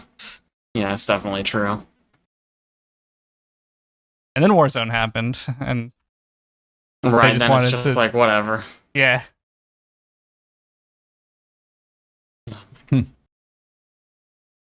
I had one last thing. I think only Jake will care about this more than anybody else, but it was a new Double Fine game they announced for October. Oh, really? Called Keeper. Keeper. You seem to play as a walking lighthouse. Oh yeah, I saw that trailer. Huh. Very weird. Yeah, it looks like a 3D platformer adventure kind of game. Okay, alright. I mean, I always like Double Fine. Their stuff is always interesting, at least, so... Yeah. Sure. Alright, I'm in. Man, is this the first game they've made since Psychonauts 2? I think so. It's crazy. Okay, cool. Any other Keigh-3 stuff we want to talk about? That's all Indiana I had Jones. No, written just down. kidding. People did like that Indiana Jones game. I don't know anyone who played it, but I'm sure I it was keep good. meaning to check it out, and I just haven't gotten around to it yet. Yep. Same. Excuse you, nobody has mentioned the new Fallout 76 not add-on here. for fishing. Yeah. That was a fishing fun to it. trailer to watch. An entire trailer about fishing in an MMO. Really riveting stuff, man. Great. Owen was hype. I bet he was. Like a feature that should have been in the game to begin with. Although I can't Along really with say that because NPCs. Destiny added fishing at one point and then took it away, so... Of course. They didn't take it away. They put it in the vault where they can definitely get it back at any time. It's vaulted, yeah. They can take it back out easy. They probably copied from somebody else too. Hey, Got him. that's a Freaking A. transition. Wait, is it? Yeah, I mean, we It haven't would talked be. about this. We could put that here. Yeah. Go ahead. Are there updates on that? Oh, man. Well, so Marathon, right? Bungie's next game, has been having a lot of trouble. They had, I guess, like an alpha or something, like a limited playtest, and results from that were pretty tepid. People didn't seem that thrilled about it. But then shortly after it came out, that a lot of the artwork in the game was basically just stolen from this guy whose name I don't have readily available. I'll try to look that up. But basically, just like a lot of the stuff was just straight lifted from this guy. And it ruined a lot of their marketing things. They were supposed to do like a basically like a developer chat where they were showing off the game, but because they were scared of showing off more stolen content, there just wasn't any gameplay. So these two devs just like sat and talked about the game like in a dark room. It was very strange. Oh no. Very grim. Yeah, the chat was ridiculous the entire time. I Like, believe it. they also this is kind of sidebarring. They gave a free name change token to Destiny players, and Mr. Cross was mentioning that he wants to see a Raid Day 1 team have plagiarism as makes me a god as one of the names. Incredible. Oh my god. I think it came out that the art director is following the artist Oh really? on various social media. Excellent. Yeah, I mean, well, yeah, pretty obviously. this story, it started off kind of slow, but it seemed like it kept on rolling. Like more and more and more stuff was discovered that was stolen, and basically it got to the point where kind of the entire art style of this game is basically lifted from this dude's style. For the record, okay, this person's handle, I don't know how to pronounce this. Number 4, N, T, number 1, R, number 3, number 4, L. Okay. All right. Anterial? Yeah, Sure. Think? Sure. anti-real probably. Anti-real. I have heard There people we pronounce go. it anti-real. I didn't realize it was spelled with numbers. Nice. That Jake's- does make sense. Jake's not cool enough to understand the leet speak. I Like am us. not. I do not know Leet. So marketing for Marathon has been indefinitely postponed, correct? From what I understand. I think I read that. Yeah. Really? Okay. Yeah, it Yeah. says Sony has canceled all paid marketing plans for Marathon. Which, Yeah, to be honest, it's like Crazy. the more and more I hear about what Bungie's doing, it's like Sony just needs to step in and be like, hey, we got this. Like, you can go away now. Maybe. I don't know, man. I mean, it almost feels like they're gearing up for like obviously it's not going to be this bad, but like a Concord where they're going into a saturated market with something Mhm. nobody's really excited for and asking people to pay a premium price for it. Right. I People mean, were really excited when it was first announced. Oh sure, But then, I mean, yeah, for years the ago. playtests, it was. if you like, it depends, because if you ask like Destiny players, then of course like they don't want that. What they would want is Destiny 3. And like if you Mhm. actually really course. like look at the market of Destiny, like who really wants Marathon, it's probably the PvP players. Because Sure. if you think of like the PvP portion of Destiny, it's been pretty ignored over the years. Because the PvE has been more successful. Also, Arc Raiders had a beta around the same time as Marathon, and the reviews from Arc Raiders and like the comparisons, they were just like, yeah, this is how you make a game. Like Marathon's not it. Like this is like Arc is what people are gonna go after, and they're both extraction shooters. So it's like that's not a good look either. Mhm. Because you have a competition right there. It's not like something like Escape from Tarkov or Hunt Showdown or something that you're competing with. But these were two betas that were out at the same time, and most people were like, "Yeah, Arc Raiders was lit." It's like I want to play more of that. While Marathon, people are like, "I don't know what they're trying to do." Yeah. It seems like it's had a troubled development cycle the entire time, actually. But I kind of Yeah. had trust in Bungie that they would like pull it out in the end, but maybe not. You trust Bungie? They do. After Bungie is everything? like, it's like an abusive relationship because they'll come back with something incredible. You're like, man, they are a good development Yeah, studio. like the Final Shape. That was like Sure. top tier And then content. they'll take away 3/4 of the content you purchased and never Yeah. let you play it And again. you're like, man, who's running this company? I don't understand. I mean, that only happened like Curse of Osiris back, right? Yeah. So, I mean, But it was like Forsaken's gone, right? I guess there's still like the bundles and stuff that you can buy that has Forsaken stuff in it, like the weapons and stuff. Yeah. But I get like the campaign, I guess, They isn't there. they only did the big vault thing one time, and then they were like, all right, we're never doing it again. Don't worry. But it did happen. Like, why? Yeah. It did happen. Why? And then they start talking about like their new expansions that are coming out soon. There's a lot of stuff that sounds really cool in those.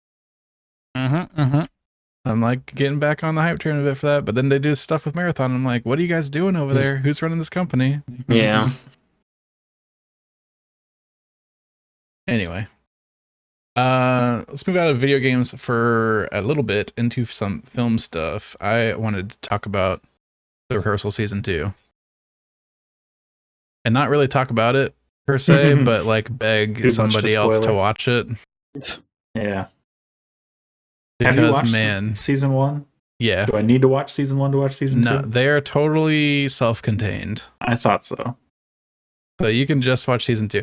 Season 1, It's like White Lotus.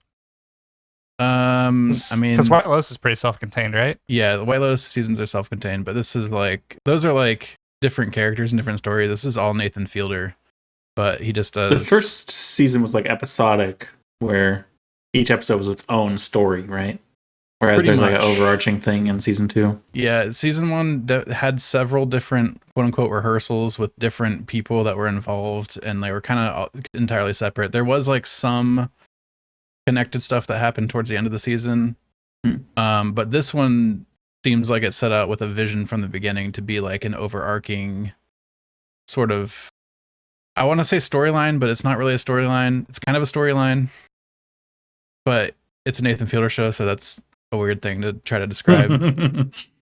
But this entire season is about aviation safety, and it goes places that are so wild.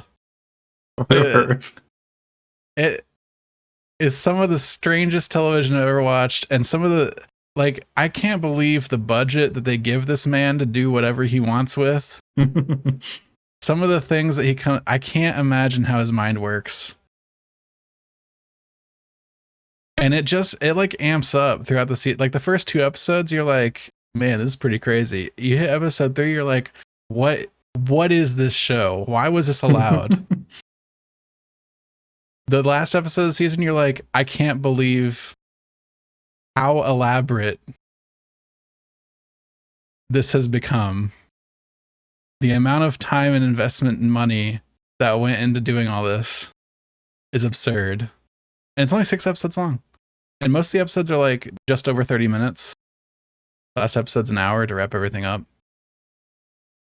It's crazy. There'll be like a 35-minute episode that I'll watch, and I feel like so much has happened in that one episode. It feels so much longer than just the 30-minute block it gets. It's truly unlike anything else. Also, this season, he goes back and references Nathan For You several times, which I thought was pretty fun.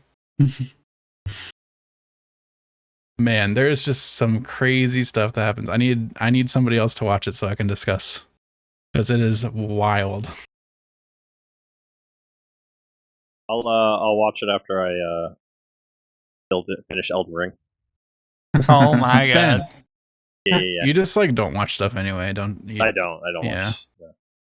Freaking Like, unless it's the worst isekai you've ever heard of, Ben's not gonna watch it. What? Hey, why you mention it, Jake? You got a bad isekai for me? You know, Reborn is a vending machine's coming out with season 2 soon. Oh my Super gosh. I pumped for bet that. it is. Oh my gosh. Super pumped for that. Yep. The other thing I want to talk about in film is they just announced Spaceballs 2 today. They sure did. How long ago did Spaceballs come out? 1987. Ages ago. Oh my 87. God. It's older than me. It's older Yeah. than everyone. It's older than all of us. Yeah. Yeah. I had a discussion with somebody today, and I was like, I thought that was in the 2000s that it was released, because that's when it was very hype. It was not. Yeah. Mel Brooks is directing this. He is 98 years old right now. Oh my gosh. Got Good Bill luck. Pullman and Rick Moranis back. Rick Moranis hasn't been in a major motion picture since like 97. He's coming back for this. Jeez. Yeah, they say it's coming out in 27, so Mel Brooks will be 100 years old when this movie Man, comes out. the shorts be with him. Yeah, good Yeah. luck. Yeah. Yeah. He's also featuring in the. He's going to be in the movie. He's acting in it Yeah. too. Wonderful. Gonna be Crazy yogurt stuff. again. And then somebody wanted to mention The Eternaunt again, which is a show I keep on meaning to watch, but I haven't got around to yet. Yeah, I wanted to mention it because Jake recommended it last time, and I ended up watching all of it. And heck yeah, great recommendation. Really, Yeah. really enjoy it. Super interesting show. Yeah, it's really good. Do make sure you watch the subtitle version, not the dub. Started out watching the dub, There's and I was a like, dub. "Oh, this is rough. This is rough, man. Yeah, I'll believe that. Really, really good though." It's crazy. My mom watches foreign dub stuff all the time, Mhm. and it is so bad. Every time I So see hard any to of it, watch. But it's some people, so I swear, awkward. anytime I recommend to my mom or any of my relatives, like, "Oh, watch this movie," yeah, you have to like read subtitles. They're like, "Ugh, I can't read," and I'm like, I swear, you're adults. You can read. You just Yeah. read it. I don't know. What's funny is they'll just pick up a book and start reading. Yeah. I'm like, that is Yeah. way more reading than just So much more intense. glancing at Guys. subtitles. I promise it's not that hard. It's especially bad for all this live action stuff too, because I feel like Yeah, it Yes. hasn't caught on mainstream enough to get good voice actors. Mm-hmm. sure. So it's like the worst dubbing Well, or voice even just, actors like- of all time. I mean, I'm sure there are unofficial dubs, but like Parasite, I don't know that there's a dub of like an official dub of Parasite. Mm. But it's a great Could be. movie, so I'm like, oh, you guys should watch it. They're like, oh, you can't read. And I'm like, what? Fine, you're right. What was I thinking? How am I supposed to watch the action if I have to read the text? Yeah. Like there actually are some decent anime dubs nowadays, because anime is like mainstream enough. I think they And can get mostly some money in Ghibli. there. But Yeah. there are some others, I guess. I recently watched the new Dragon Ball show, Dragon Ball Daima. I watched it dubbed because I grew up watching it dubbed. Sure. Mhm. Yeah. And a lot of the same voice actors are back for it. Is that the one that just Quite good. looks like the Dragon Ball? GT, Yeah, where they're kids again. Yeah. yeah. It just looks like they did that again. Yeah, GT is not canon, but a lot of those ideas came from Toriyama, and so Toriyama did it himself and kind of canonized a lot of similar ideas. But it's a different show. They do a lot of different stuff with it. We finally got canon Super Saiyan 4. Didn't exist before. It was the GT only thing. Very hype. Sean Schemmel, who voices adult Goku, came back for this show. And the story that I saw was he passed out 4 times in the booth during the final fight sequence. Just from screaming. Yeah. That's Good- hilarious. Good stuff, man. Good stuff. Yeah, back into video games. Things that we've actually played. There is a new Next Fest up on Steam. I just wanted to see if anybody had some highlights. Any demos they checked out so far? Oh yeah. Oh, I'll just yeah. mention the best of the best, really. Yeah. I played Dispatch. Dispatch is excellent. It's by some of the developers of Wolf Among Us, if I remember correctly.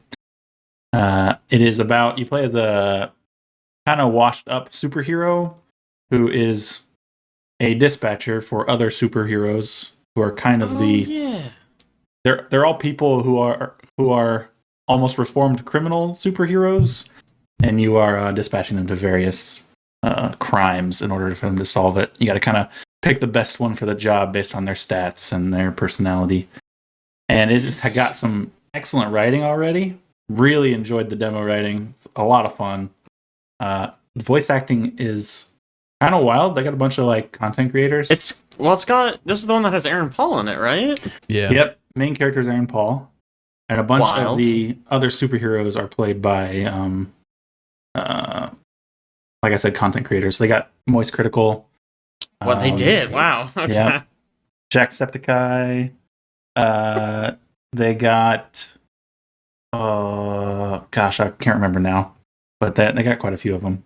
Are they like good? Because like, okay, I love Moist Critical. He's not like an actor though. So Like- far, he's not bad. Okay. So far, he's Good, not good bad. for him. It's like that but- kind of stunt casting. It makes me a little nervous because it's like Aaron Yeah. Paul is a famous actor, so yes, Mhm. it's a stunt cast, but also he's an actor. He's gonna do a great job. But like, YouTubers aren't necessarily actors. Mm-hmm. Whatever. Alana Pierce. Alana was in Pierce, there. thank you. Yes. Yep. They also got Matthew Mercer, of course. Laura Of Bailey. course. Obviously, it's a video game. Yeah. Yeah, that's true. Nowadays, I I just believe- play a game like I wonder who he's voicing. Alongside Aaron Paul, I believe they also have Jeffrey Wright of Westworld fame, I guess. Oh yeah. Yep. Yeah, it's great. Highly recommend everybody try it because it's awesome. I guess maybe don't try it if you're younger than 18. I think it's got some rather vulgar content. It's never stopped me before. Yeah, thought this was America. I played a Metroidvania that has a really cool aesthetic called Mio, Memories in Orbit. Right. Pretty sick so far. Just really good Metroidvania mechanics, fun platforming, and like I said, a really, really cool art style.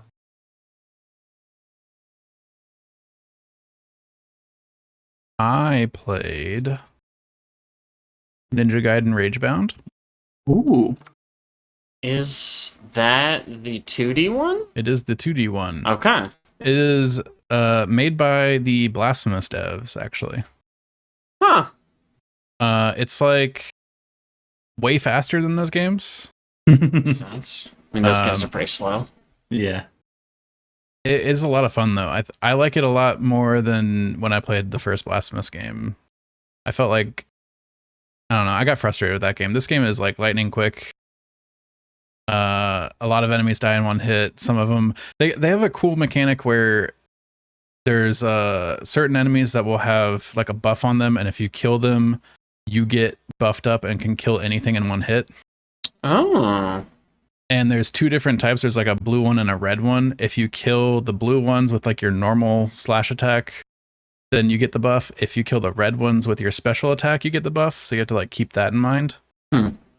And they litter enemies throughout the levels and sort of almost like a puzzle that you need to like make sure you're landing these buffs to kill these enemies that can't be killed otherwise. It's very cool.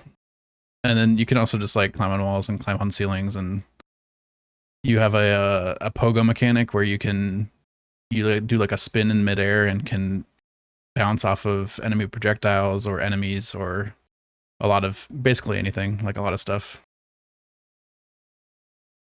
That was a lot of fun, I think. Boss fight in it? There is. Any good? Yeah. Some good mechanics in there. Kind of, it's an early boss fight. It seems like they're trying to teach you to like make sure you're pogoing off stuff and avoid things and right. Yeah, you gotta like land the buff to knock them into a damage state and stuff like that. Mm-hmm. The other super cool game I played is Flickshot Rogues, which is, I would describe it almost like pool, like you're playing pool, but like the balls are like character minis, and you like attack other characters by like bouncing into them.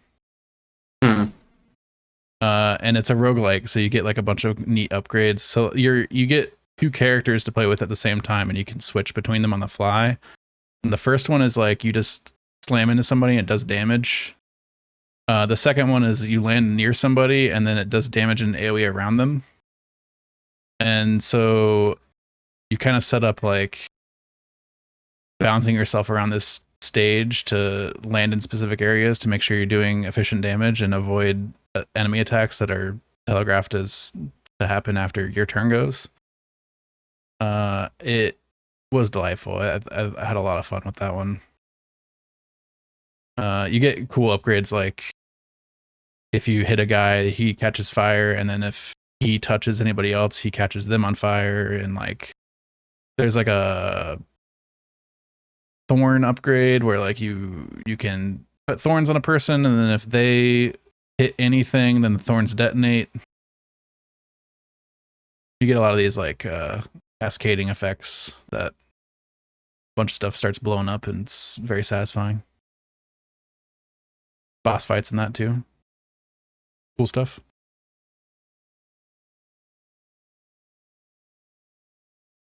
I got a couple more, I guess. I got Gurei? Gurei. Like the cheese. Gurei. Gurei. It is a black and white 2D action game that is all about, it's basically only boss fights. Oh. I think there's like 10, I think, different bosses, and you can fight them in whatever order you choose. And each time you beat a boss, all the rest of the bosses get harder. And you get an upgrade that is, you get an ability that is based on that boss. So like the first guy I fought had a big old shield, so I then had a shield that I could use to block and parry attacks. So is it like Mega Man? Yeah, very much so, yeah. Okay. Yeah, that is a good comparison, very much. Yeah, it was really good combat mechanics, and the bosses had interesting stuff going on with them. So I think that'll be really interesting to see how that plays out. I think you could try it quite a few different times with different results. I think it'd be interesting. I'm excited. Nice. And then lastly, this is a follow-on from a previous game, but there's a game called Strange Antiquities. It is a follow-up from Strange Horticulture. I don't remember if you remember me talking about that previously. Yeah. Game I very much enjoyed. This one looks to be quite similar. In this case, instead of giving people like concoctions based on your plants, you are giving them charms and runes and things to protect them from evil, or maybe curse them depending on what they want. Some of them want to be cursed. Well, some of them want to curse other people. Ah, ooh. One of the first people that comes in is like, "Hey, my neighbor's been stealing from me, so I wanna get them to steal something that's cursed, maybe." And you have a couple options. You can choose something that fills them with shame and guilt, or you can choose something that is much, much worse. Kills So them. you get to kind of not quite, Oh, but it's bad. And I think there's a greater story that kind of plays out, much Okay. like Strange Horticulture. I can get into that. the only single player game that I have played in the Next Fest demo test, Vindictus, which at first when you're looking at the Steam page, you're like, oh, this looks like a cool action RPG, Souls-like maybe. It has like combo, like button mashes that you could do. So like you hit X 3 times, Y twice, and an R1, it does a certain combo, and stuff like that. It tutorializes. And then you swiftly find out that this is literally a game that they want you to spend lots of money on all of the outfits for the female characters because their boob physics are literally out of this world. They jiggle as if they're a wacky, wavy, inflatable arc flailing tube pen. It is absolutely insane. Like, so crazy. But I will say that, if this game does lean one direction, either very like Souls-like or more fast-paced action-y, it might be cool. I think right now it kind of stands right in the middle, and it just is kind of stiff. So it needs some work. But if you like floppy boobs, then go for it. Great. Hell yeah.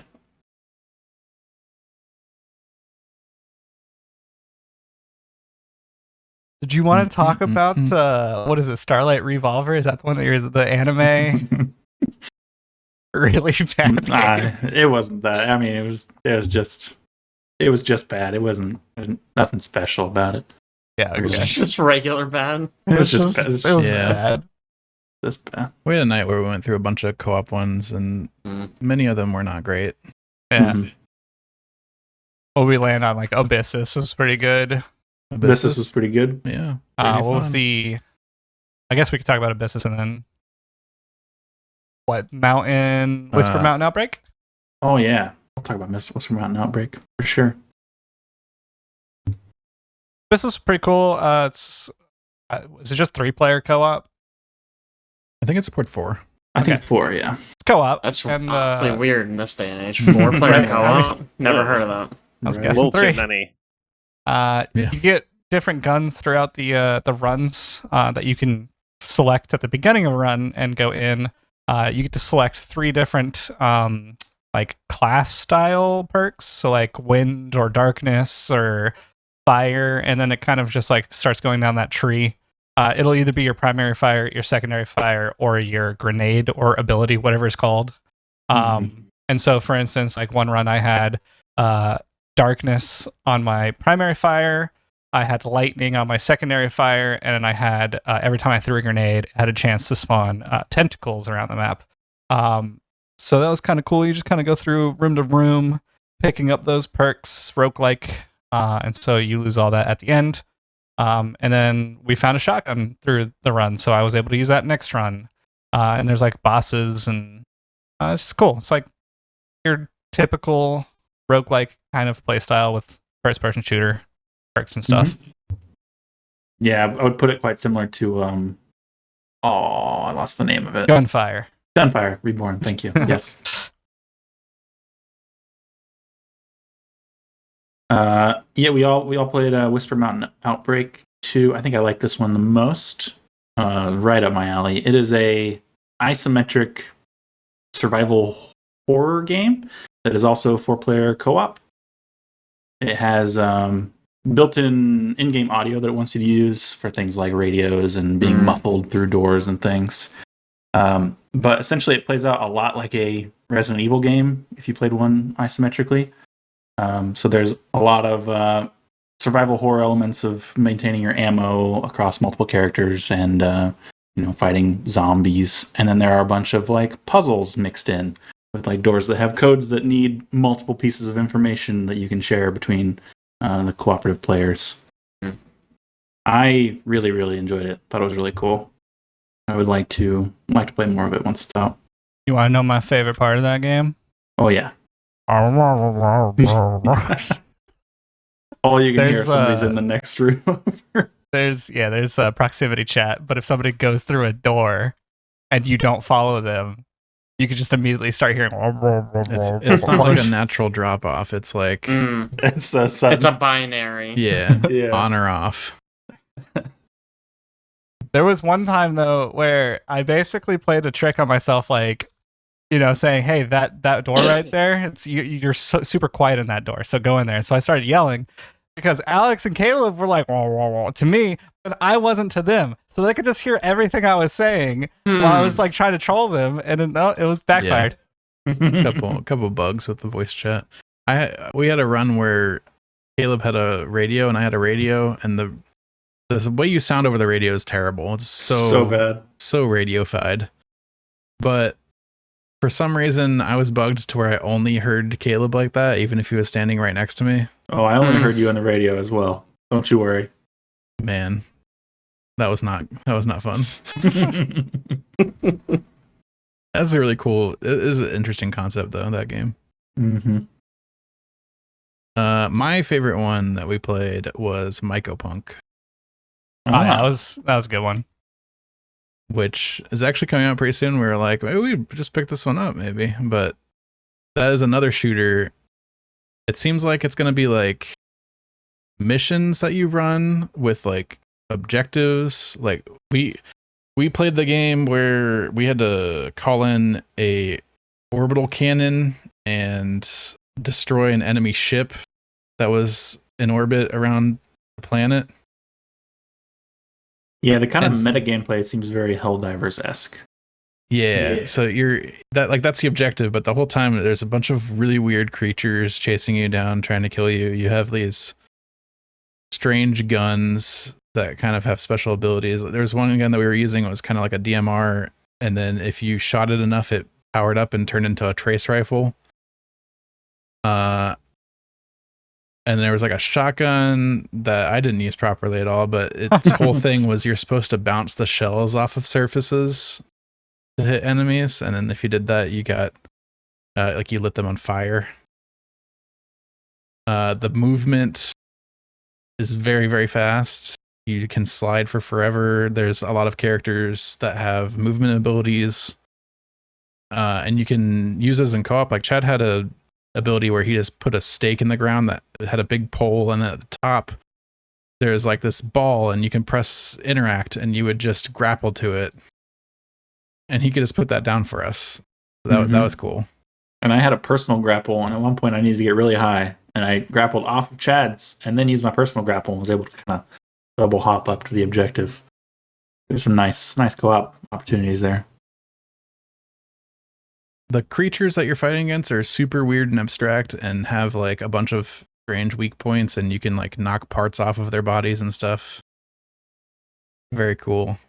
I thought the gun flow is pretty cool just because you have to use one to reload the other, and like that actually makes you use both guns rather than just being like, I'm just going to find ammo for the primary. Yeah. Over and over. Yeah, you only get ammo for one by shooting the other one, right? And then when we ended the mission, we got upgrades that seems like is going to be a multiple mission structure, kind of where you can put all these like perks on your weapons that will do different things, and there's a grid system where you have to like fit the different upgrades into this grid to be able to use them. It's like a hex grid. Mm-hmm. Unique art style too. Oh yeah, it's very strange looking. The last game that I had to talk about was Rogue Point, which I thought had super cool bones, but definitely needs some development. But it's like a tactical AI work, maybe. Yeah. It's a tactical kind of raid simulator. So basically, you have a building. At first, you get to look at the map, you get to draw all over it, which useless because everybody forgets what the map looks like as soon as you get in there, because you can't access the map once you're inside the raid. But you kind of just like go through buildings, pick locks and go through different doors, find the AI and kill them, and then you get to the objective, and then after you're done with it, you extract. So it's kind of like a Ready or Not or something like that, where it's like a tactical shooter. It's cool. There's some like light roguelite elements where you can earn cash throughout a series of missions, and you use the cash to buy better gear that you can take into the next mission. And also you gather intel on the enemies as you're playing, and you can use the intel to find points of interest on the next mission that you're going into. Kind of neat ideas. Also, this is the developers of Black Mesa, which is the remake of Half-Life 1 that the community made. That team is now just like a regular dev team that's making a real video game. Unlike cool. Half-Life 1, which was a fake video game. I mean, that was like, let me remake this game that already exists. Like, that's not really... Remakes are not real games. No, I'm hearing you loud and clear. Small devs are fake, and they only they're make real bad devs, games. but I don't think you ever Wow, hear stories I was of... just about to talk about this cool remake, but alright. You can tell it's them because there are some real Half-Life 2-esque sounds in that game. I still don't really understand how they were allowed to just remake Half-Life 1. Yeah. Like, because Valve didn't go to them and be like, hey, do you want to remake Half-Life 1? They just, like, didn't. Valve was like, fuck yeah. Charge people $30 for it. Yeah, Valve Whatever. don't care, man. They're so weird. Like, I don't understand them at all. Is it because it was on the Steam Jake, are store? you complaining about Valve? I mean, they're so cool. Like, I'm just waiting for the other shoe to drop when it's like, oh, actually, they've been evil all along. I know it's coming. It is sort of that every once in a while, man, they kind of have a monopoly. Man, they kind of control everything. I hope they don't suddenly go evil. And then it's just like, oh, well, nope, they're still cool. No, They're still they doing still cool did stuff. the coolest thing they still could have really possibly Xbox, done. dude. Yeah.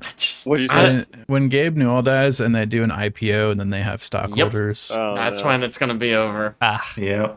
Yeah. Yeah, as May soon as that it day goes never public, come. it's- He's yeah, working no. on being able to upload himself probably. Yeah, knock on wood, everyone. Anything else from Next Fest anybody had? Jake, did you play Date Everything? I have not checked out a single demo. I don't usually play demos, honestly. Did you see Date Everything? Man, I've known about Date Everything since everyone's Okay. acting like Date Everything just got I'm announced. sorry. I've known Yeah, about yeah. it for months, guys. Fair. I saw it today. Of course I did. Like Jake's not going to know Sorry, about this. withdraw. Come on, guys. Game I where know you a can bunch of date the voice anything. actors. I know. Well, I follow one of the writers on it. I've been sorry. aware of I'm this sorry. game. Come on. Come Oh, on. one of the writers. That's crazy. Yeah. Okay, we can move into Whoopipple. Whoopipple? Whoopipple! Wibipple. Oh wait. Wibipple. The big one for Wibipple, our main group game, Elden Ring Nightreign. We didn't get to talk about it last time because we didn't do a podcast last time. That is a good reason to not do it last time. We didn't talk about it last time because we didn't talk last time. Mhm. Also, that's the second biggest group game, honestly. You think it's the second one? It's the I guess we second. didn't do we didn't do a deep dive on it though. Yeah. True. Guys, this is only funny for people who can see our notes. It's much more important that we talk about Borderlands 3, which we've been playing. By we have been some of us, 3 of us. Mm-hmm. We'll talk about Nightreign first. Sure. I guess. All of us have played Nightreign, which is crazy because That is crazy. Ben is in that group. I Yeah. am. I did play Nightreign. I don't know that I could tell you what I did in Nightreign. It was mostly just running around following the rest of you, but I did play it several times. That's how you play It's got Nightreign. that feel at the beginning for sure. I got an achievement before Chad did. It was very weird. I still have Nice. that for me. I still don't have it. Hell yeah. Pretty wild. Pretty wild. I heard somebody else got it too on their first Yeah. try. Yeah, we were playing with Oh, our yeah. other friend. And she got it. She was like, what is this? And I was like, oh my gosh, she just got that achievement. Good times. No, it's really good. I mean, I guess I don't know. Does anyone think it's bad? No. I mean, a lot of people No. on the internet. Yeah, that's Yeah. kind of what I was gonna move to. I feel like this game's kind of gotten not a bad reputation, but like a lot of people are kind of down on it, and I don't really understand why. There are Like, some good reasons, and there are some reasons that I don't understand at It all. is not a perfect game for sure, but I mean, I'm really enjoying it. Should we talk about what it actually is first? Ugh, Maybe we must. maybe we should mention what it is. Fine. So it's a yeah. game in the Elden Ring universe, No way. obviously. Mhm. But in this case, it is a fully co-op game that it kind of plays a little bit like a battle royale. You drop into the map in a random spot, and you go questing around, killing bosses, gaining souls, leveling up, and finding gear along the way. And the whole goal is to beat this Night Lord on the third night. So you play through a day as a ring slowly closes around a boss arena, and you have to fight a boss at the end of the day. And then you start over on a new day, and you can explore the whole map again, just the same state it was in before, essentially. Do it again, the ring closes, you fight a boss, and then you get teleported to a third boss arena, and that is your sort of final boss for the run. Mhm.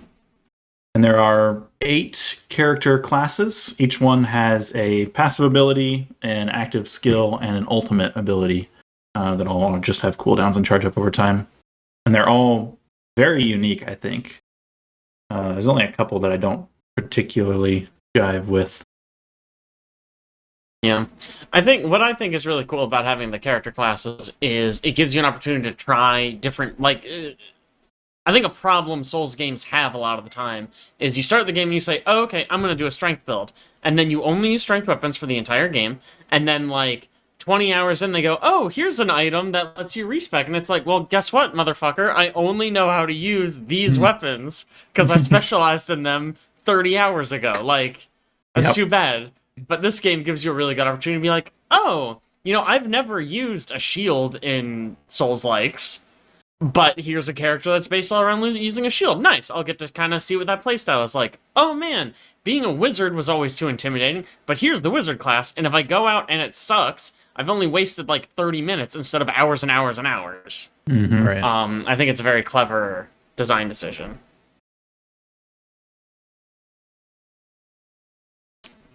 Now we can talk about, I guess, some of the complaints people have online.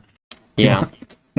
Sure. I mean, I know people have said that, oh, it's an asset flip because it uses almost all of its assets are from Elden Ring. Which, yes, obviously that is true, but also obviously this game came out very close to Elden Ring, and also they are not charging full price. It's what, $40? Yep. I think. $40. Which to me, that's problem solved. Yeah. It reuses a ton of assets, but they're selling it for half price. So. Mm-hmm. It's also Whatever. not like they're trying to be coy about it or hide it. Right, No. yeah. It's make it very, very plainly. Yeah. It's the same map, a lot of the same bosses, same enemies. It's an entirely different experience from that game, though. Oh, absolutely, Oh, yeah. yeah. What do you And think there's a lot of people new would assets react? as well. What do you think people react more negatively towards? $40 one-time purchase for the amount of game that we have, or free to play with a crap ton of microtransactions? I think this is fine. Yeah, I I'd mean, rather This is have definitely this. my preferred. yes, Yeah. but I think people at large, would get less upset about, oh, it's free, but we're going to trick you into spending $60 for the full experience. Yeah. Mhm. Yeah, Yeah. psychology. I mean, yeah. It's kind of depressing. There are also a lot of complaints about it not duos not being allowed. You can't just play with one other person you know. You either have Valid. to get a third random or just play solo. Yeah. Which, I think, yeah, have that one is valid. they patched that? They said Is they that are still a work working in on progress? it. Okay. Yeah. Okay. Yeah, I mean, I get that. Mhm. Like Obviously, that, and then we got also- very... Then. Yeah, go. You're I was just going to say, we got very lucky because we have a pretty big group of people who Yeah. are really excited to play this game. So we Yeah. have had no problem getting 3-man groups together. Mhm. Yeah, and we own 6 copies of it for all of us. Crazy. Yep, that's the great thing. Uh-huh. That's the great thing about it is we all bought it. Everybody kind Uh, of hypocritical might be like, "Oh, what if it was free to play?" It You kind guys, of you is. guys for some complain of us. about the $40 price tag. God. Man, if Gabe listens to this podcast, I have worried that like my account is gonna get banned. Can you imagine if just like we had of our like 6 regular viewers, one of them is Gabe Newell? Yeah. It's like That would be so funny. He's like, "Oh, my television's on." The Forecast.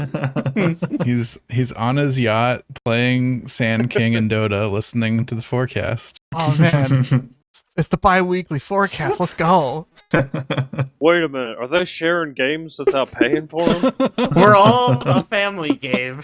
Don't worry about it. We're related. Yeah, so people were upset about the no duos. They're also upset that it seems not balanced at all for solos, even though you can play solo. Yeah. It's another They thing. did patch that pretty fast. It's Yeah. a lot more reasonable now. Okay. Still hard. Yeah. I mean, in again, my to me, mind- it's like, yeah, I think we're about to say the same thing, Nico. It is an experience tailored for 3 players. Like that Yeah. is Yes. what you're supposed to do. I mean, Like the 3 fact that players. they allow you to play solo at all Yeah. is like a bonus, I think. 3-player Mhm. co-op's the best way to play most games. Like, It's true. I don't know why there are other numbers. Honestly, I mean, to me, one thing I always like about like the FromSoft kind of games where there's no difficulty. It's just you go and it's like, okay, this is the intended experience, right? Like I don't have to worry about like, oh, did I accidentally make the game too hard and I'm ruining the experience, or did I make it too easy and I'm ruining the experience? It's like, no. This is the experience. You are experiencing it as the developers intended. So to me, I kind of respect that this game comes out and they're like, you should play this with 3 people. Yeah. Like, You know- obviously, there should be an option for 2s, and having it be playable for 1s is fine, but I respect them just being like, you should have 3 people. That's a good point. That just made me think of it's probably the same people that are mad that Liza P Liza added P. difficulty levels Yeah. because they're like, oh, what about the intended experience? That are arguing about like, why can't I play solo in this game? It's too hard or Yeah. whatever. Yeah, I always like games that have difficulty, that have one that's just like, this is the one. Yes. This is Yeah. the one we think you should do. Mhm. I'm always like, great. I'll pick that one then. Yeah. I just think like even if they add duos, there's stuff. So like with solos, they added you just get to revive for free is like one of the things they added to make it more playable. Oh. I mean, that makes sense. Once per, I guess, boss fight, you get a free revive. For duos, I don't know what they do to balance duos because one of the extremely key tactics that we constantly use in that game is somebody goes down, somebody pulls aggro, the other person goes and gets the guy up. It's a 3-person thing. Like you cannot do that with 2 players. I don't know what they do to fix that for duos. And Yeah, it I is don't like know. core to the gameplay. It happens so often. Yeah. I mean, they probably just have to balance it similarly to how they do solos. Maybe they give it a shared 1 revive per boss fight, and yeah, I'm not sure. Yeah, or just make reviving like way easier, like way less Could time just to get make- somebody up. I don't know. Yeah. Oh, sure. You could just make it so each ring, it just takes less damage. It's like 1 hit Mhm. per ring There- for I don't know. duos. There It has just been seems complaints about the revive mechanic where people feel that the 3 bars is just too insane, and It's once so they get it hard. down to like once you get out of one of the bars, it should never go back to that bar. Is what people I are would saying. support that. I think that's a reasonable thing to say. But also, I think going down that many times, you should be punished. It should Yeah, be hard That to was get back that was up. the counter argument that I was Yeah, reading. It's yeah, like, bro, difficult. if you're in an Elden Ring like normal game, like Yeah. you die. Like, Like, hey, Yeah, homie, you died a don't long fucking time die. ago when you went down the first time. I like the way it works now because it's like it's not like we never get somebody up from 3 rings. It happens Sure, pretty it's- often, but it's hard. It's hard. Really hard. Well, and it gives a lot of weight to like the Guardian. The Guardian's ult will just revive someone, right? Mhm. Sure. As will the Revenant. little Revenant. revenants. Yes, it Yep. basically, if you're in a tough fight and you're like, I think we're gonna go down a lot, there's a strategy of bring them, save your ult, and bam, you overcome this huge obstacle, like arguably insurmountable, with a well placed ult. That's great. That's huge. Good stuff. One thing I really like in this game, there's a little bit of an overarching story about the Night Lords and the Hall, but I think more important than that, each character has their own little story that plays out through these things called remembrances, which are sometimes just objectives when you're actually playing the real game, or a special event that occurs in the Round Table Hold. And I think a lot of them are really interesting and have a lot of cool stuff going on in them, especially those little special events. Remembrances definitely are the key thing that make me want to play different characters, because I'm just play Iron Eye for all 40 hours that I've played, if not. That's true. It's a really good incentive. Mm-hmm. The one other complaint that I just remembered people have with this game is the lack of variety, because the map is basically the same every time. Yeah. A lot of the bosses are just in the same spots every time. You get a lot of the same main bosses on the way to the Night Lord.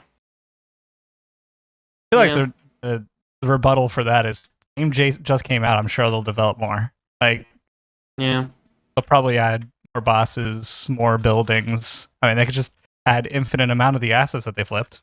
I don't think they're planning on doing any kind of live service thing. I think they have the one DLC, and that's all they have planned, as far as I'm aware. Yeah. Interesting. Seems like a game that would be primed for map drops, a whole new map to be added. Yeah. It is I don't think they want to get into the live service game. I think it's I'm sure not. It still surprised me that they wouldn't just be because obviously they have the Elden Ring map. Just do Limgrave, Caelid, Mountaintop of the Giants. Consecrated Snowfield would be fucking miserable. No, thank you. But I feel like there's a lot of map that they didn't utilize, and I'm sure that would have been really hard, whatever. But I don't know. That is kind of weird. I will grant that the map gets a little repetitive, but I don't know. I personally have not felt it. I also have not played as much as you guys, so maybe that's just a function of that. But yeah, partially so, for sure. For sure. I mean, I'm 25 hours in. It hasn't really bothered me yet. Caleb's double my gameplay. I don't know. He's at with it. There's I've not been bothered so far. There's also the shifting earth mechanic, which that's a good point. Kind of freshens the map up a little bit. Yeah. The only problem I've had with that so far is that it's very hard to make happen. Yeah. So I for a bit there in between shifting earth events, it was getting maybe a little bit stale, but there had still been places I'd not been to due to remembrances and such.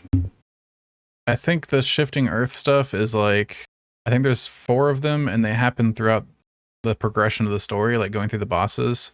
Yes. And I've heard after you finish them all, they're incredibly rare. Way too rare. People complain about it. I'm pretty sure I read that at some point you gain the ability to just decide which one's active at which time. Oh, really? See, that's a good idea. That's what I thought. I was thinking after you get them all, it should be fucking constant because they're cool as hell. And if I've already finished everything else, why would I want to just do a base run? I want to go into the fucking Volcano Manor or whatever. Yeah, no kidding. Go die in lava for 10 more times. Good game. No complaints from me, really. I've had so much fun. I feel like I got more than what I paid for. It was got it on the cheap. Been really fun. All of the characters are fun, which is another thing I didn't expect. I was like, oh, there's an Archer character? Fuck no. Archer's a blast. Really liked them. Did not expect that. Oh, there's a shield guy? No way I'm going to play him. Love shield guy. See, that's where you're crazy. I don't like pole arms. I like shield guy. I like his mechanic where you hold up the shield and you dodge, and it practically gives you infinite block. Yeah. At the expense of your stamina draining. I think that's a really clever mechanic. That part is good. I do not like that his main weapon is pole arms, because trying to revive someone with pole arms is an exercise in pain. So bad. It's the number of times we've been playing with our friend Paige, and she will just stand next to me, thrusting at a 45-degree angle over my head, and I'm like, just let me die. It's already over. There's been a lot of games that have come out that Caleb, I know, has put on his potential GOTY list. Is this making the cut at all? I have to look back at my current list. This year's looking really good already, though. So I don't know. I think the last time I looked at it, you already had 5 on there. Oh yeah. Oh yeah. Cool. Yeah, let's move from like a really hip and new and relevant game that came out recently to I want to give this next one a deep dive. I want to go on a deep dive Yeah. on It this game needs and really a dig lot into it. of details. Yeah. deep dive on Borderlands 3 coming up. Yeah. So It's only what, 6 years old? 7? I don't Man, know. it can't be No that big old. deal. That's crazy. But yeah, Ben, Caleb, and myself started playing Borderlands 3. I am reminded why we didn't finish it back when it came out. Also, it is Yeah. 6 years old. It came out in 2019. That's crazy. I'm old. And yeah, it's Yes. not very good. Not Yeah. very Yeah. good. It's not very good. The writing especially is really bad. Yeah, it woof. Grading. Yeah, A lot of the time. it's a shame because like I still think Borderlands 2 holds up. Like I think Ben and I were replaying that like I don't know a year or two ago. It's we just so played a good, little yeah. bit. I think it's still really funny. Yeah. Like I know because there was a part of me that was like maybe it's just this style of humor has grated on me. You know, it just didn't age very well. But I think 2 just does it better. Handsome Jack is a really compelling villain. The villains in this one are really boring. And I They don't care about exist. them. I could not tell you their names. I don't remember. There's the girl and the boy. Mhm. Right. So yeah, that's a pretty big letdown. And then I feel like the core gameplay is still fine. It's honestly, arguably, it's better because like there's a lot more like sliding and mantling and running around. Like the mechanics are fine, but like I also like they made some changes to the skill trees. Like they added sort of like mods for your special ability. Yes. Which I like Mhm. that you can adjust it now. I think that's a very neat idea. Like if I go up in the green tree, I get the ability to change my element to poison or acid, and so I can like equip that. And then if you go higher in that tree, you get a different special ability. You can like literally change what your special ability does. Those are all really good ideas, and I think they work really well. The main thing, at least for me, that's really been dragging it down is just so many quality of life things that still are not in this fucking game. Like, okay, Yeah. we're getting an area. We picked up like 5 side quests. Well, motherfucker, I hope you want to track them one by one because you can't mark multiple objectives on your map. Yeah. Oh, I need to kill 10 bandits, find this item that's in the same area, and go talk to this guy. Well, I'm gonna have to Swap back open up and my forth. menu and fucking switch between them to get it marked on my map. Like, this is not hard. There's You other know, little like- stuff we were complaining about, like when you are going to like sell stuff. There's no sell all junk, like or just sell all my like common items. So Like what? there is a sell Yeah. junk, but there's but not you a have to sell mark- all white items. You have Yeah, to mark but items you have as to go junk. manually mark Yeah. it as Yeah. junk Yes. each Which, individual one. why aren't you just selling them individually at that Yeah. point? Yeah, exactly. Like literally, you can pick up a weapon or you can pick it up and equip it, but there is no pick up and mark as junk, which is like it's right there, guys. Like this is such an obvious like I want to pick this up to sell it. That is 99% of what you do in this game. And the other thing, this maybe is an us problem. I don't know. I almost exclusively get weapon drops that are too high level for me. Oh, Yes, it's infuriating. constant. We've Like, gone through constant. whole ass missions where it's like, wow, another gun that I could maybe use in 2 levels.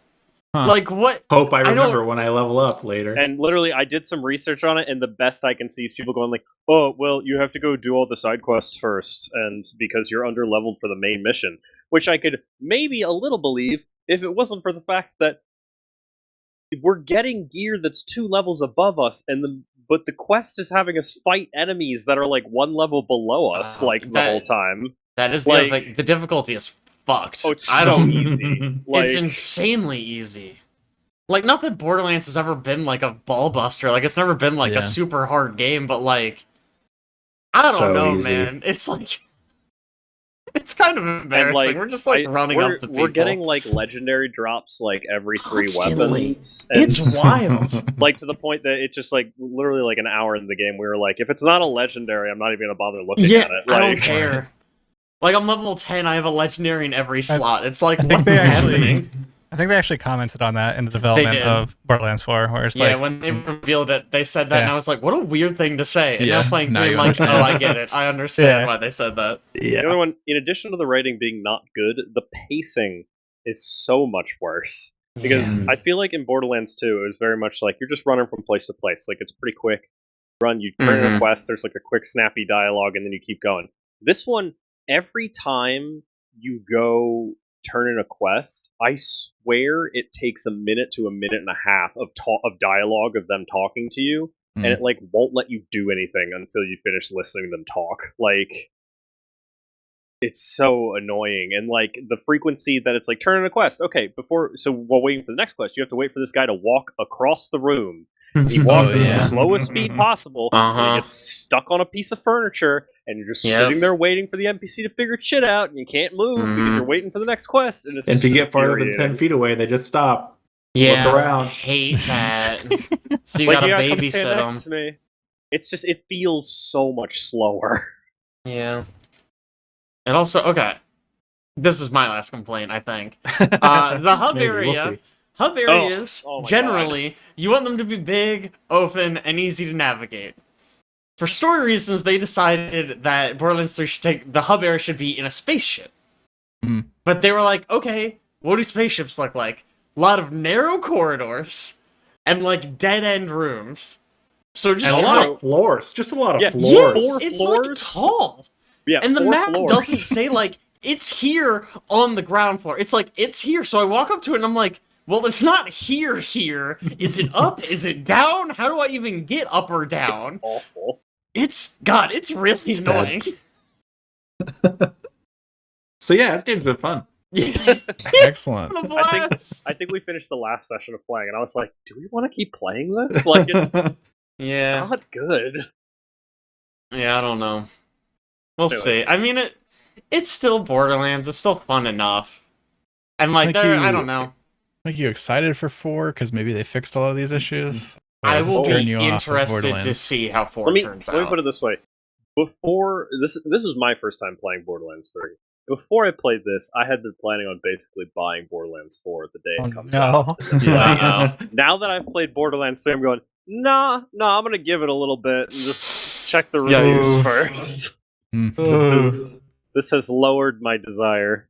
I mean, we could always buy it. Switch to playing the pre-sequel, or 2 again. Or Tiny Tina. It's fine. Ben won't need to pick up Borderlands 4. Somebody else will. Yeah. Yeah. Well, enough of complaining about a game that was released 6 years ago. Yeah. And so concludes our deep dive. Yeah. It's not very good. So deep. We'll have an entire separate I don't recommend you go out and buy it right now. The true deep dive. Caleb, what have you been playing? I've been playing a couple of new things. So I've been playing Tainted Grail: The Fall of Avalon. Good name. So it's a long name. It's really catchy. This is the most Elder Scrolls-esque, not Elder Scrolls game I've ever played. It is Skyrim to a T. Wow. With a different setting and with better combat in general. More so than Avowed. That's because Avowed is a pretty good. Skyrim-esque Skyrim game. More so. Okay. More so Here's the question. Is it good, or does it feel like an annoying ripoff? It is good. I love it. Mostly because I like the setting better, I think. Okay. And to be fair, I've not gotten far enough in to know how good the story is or how good like side stories are. If there's like faction storylines or whatnot. But essentially it takes place in a setting that's somewhere around like 200 years after the rise and fall of King Arthur. And there is like a plague across the land called the Weirdness that does scary stuff at night. And so the writing's not great. Got it. No, it actually is. Watch out for the weirdness that does scary stuff at night. there's like a Tainted Grail universe that has like board games in it and other stuff. So this is a spin-off of that in video game form. And it does actually have a really cool setting with a lot of like super strange creatures to fight. And so far, I've just been really enjoying it. I've been playing as a mage character, and it has been a blast. Just a lot of fun. A blast? Yep. Yep. So if you... Weirdness is WYRD, right? If I remember correctly. That's correct. All right, whatever. So if you picked up the Oblivion remake and you've played what you want of that, but you're looking for something a little more in the same vein, so it's a good one. It's been fun. Nice. The other thing I've been playing is Pacific Drive. I've heard really good things about this game. I've been meaning to get to for quite a while. It is hard to explain. It is a roguelike where you drive a station wagon through an area with anomalous happenings. There's a lot of random lightning storms and scary creatures, and I don't really know how. Would you describe it as like the weirdness and scary stuff happens at night? Maybe not really. It's a little more sci-fi. It's very much that Swedish artist Tales from the Loop, the Tales from the Loop stuff. It's got very much that feel. If you're familiar with that, retro futurism stuff. Yeah. But basically, it plays out as a kind of survival, a little bit of crafting, but don't imagine like a horror survival crafter. You drive this station wagon through various, I think it calls them interchanges on a route. Basically a sandbox area that you have to make it from the entrance to an exit to move on to the next area. And throughout it, there's a bunch of resources that you can gather to upgrade or repair your vehicle if it gets damaged by random creatures or anomalies. And there's a storyline that plays out that allows you to, on consecutive runs, get deeper and deeper into this anomalous zone where more dangerous things occur and more weird things occur. And you're like sort of attached to this station wagon almost spiritually. So you got to kind of figure out how to detach yourself from it. Oh, you mean like literally? Yeah. Like your spirit's attached to the station wagon. I think in game they talk about, so the station wagon is like a special item that's called something, but essentially these items, people will get attached to them and get obsessed with them and just like stop functioning because they're so obsessed with the item. So you've got to kind of figure out how to break that connection, and there's like people on the radio trying to help you. But yeah, that's wild. It's cool. It's cool. I've been having a good time with it. I've only made it into the second of the 3 different kind of regions, but it's been really fun so far. That's it for me. Jake, what have you been up to? Yeah. So, I mean, I've been playing a few things. The only one I really wanted to talk about, though, is Alien Isolation. I finally started playing Alien Isolation. This is like an ancient game at this point. Yeah. You never played it before? No, first time. Oh, wow. I never have either. I've been meaning to. It had been on my list. I've heard so many good things about it, and I was finally like, my girlfriend was like, "Oh, let's play like a scary game." I'm like, let's play Alien Isolation. Sure. It does atmosphere really well. It's got incredible lighting, and the atmosphere is so creepy, and it manages to capture the feeling of Alien, sort of like the retro futuristic kind of stuff, with like the CRT monitors and whatnot. Mm-hmm. Just it feels really good, and it has some really scary moments. But I've been really frustrated with it.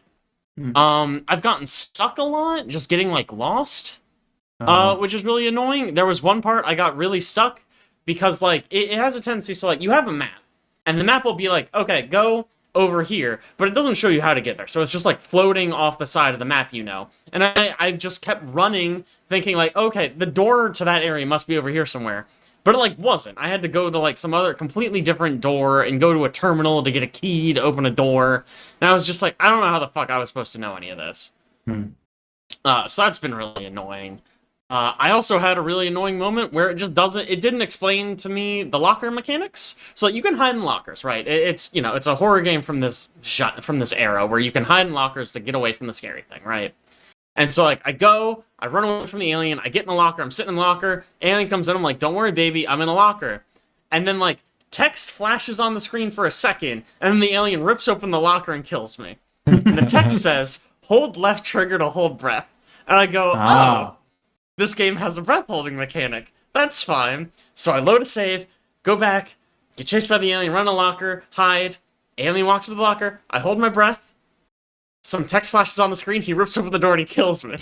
The text says, use the left stick to lean back in the locker away from the door to hide. And I was like, what? Like, what? Why? Just tell me. Like, tell me that's what I need to do. Yeah, like, why was that not tutorialized? Yeah, right? Like, why is the tutorial a second before he bites my head off?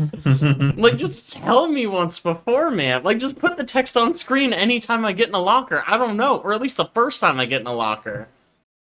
So that was really fucking annoying. And then just like other issues where like I would hide in a room and then the alien would basically just like wait outside the room until I stepped outside and he killed me. Like stuff like that where I'm like, I really don't know what you want me to do here. Alien's not dumb, man. No, but it's also just like I need like a chance. Mm-hmm.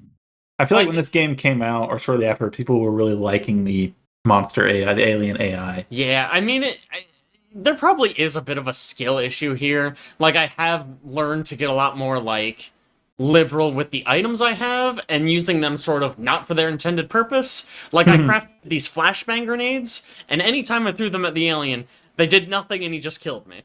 So I started just using them as distractions. Like, I would just throw them as far as I could down a hall. They would explode. He would run after him, and I would just run the other direction and hope for the best. That's good. Good stuff. Yeah, like, it definitely does promote creativity, but I definitely had at least one period where I was like, I am never playing this goddamn game again. Like, I got so annoyed. So, yeah. It's a little bit of a mixed bag right now. I think I've had a breakthrough. I also think the mission I was stuck on, looking online, a lot of people were like, yes, that is the hardest mission. So now that I made it past it, I'm hoping I can really enjoy it more with my newfound skills. But yeah, kind of been a rough ride for me so far. Okay. Moving down my backlog. Yeah, I mean... Yeah, it might just be a me issue. I might just be stupid, but yeah. We won't hold it against you. Oh, so sweet. Ben, what you been playing? So, I've been playing a few things. One is a bit late for the rest of the group, but I started playing Expedition 33. Never too late for that game. It is... So, I'm not too far into it. It is goddamn amazing. Love the writing already. I was not expecting prologue, to get through the prologue and like have to pause and be like, yeah, don't cry at a video game. The one complaint I have, and this is not a complaint about the game, this is a complaint about me as a human being, is that I am remembering why I don't play these games a lot is because I'm a stubborn asshole. And I went through the tutorial, and it was like, press B to dodge. And I'm like, okay, cool, I dodge. Press right bumper to parry, but it's a lot harder, but you'll damage them back. And I went, oh, so it's better. Great, I just only do that now. I have not dodged since that tutorial where it tells me to press B to dodge. There are... I am going through this game so slowly because I'm repeatedly fighting the same enemy over and over again in an attempt to train myself on how to parry better. And it's kind of working. I'd say I'm up to about parrying about 50% of the time correctly. But like even just like when you're in that little festival, like in the prologue, and you can fight your your friends. Oh, your friend. Yeah. I literally fought her like 10 times in that little area just practicing.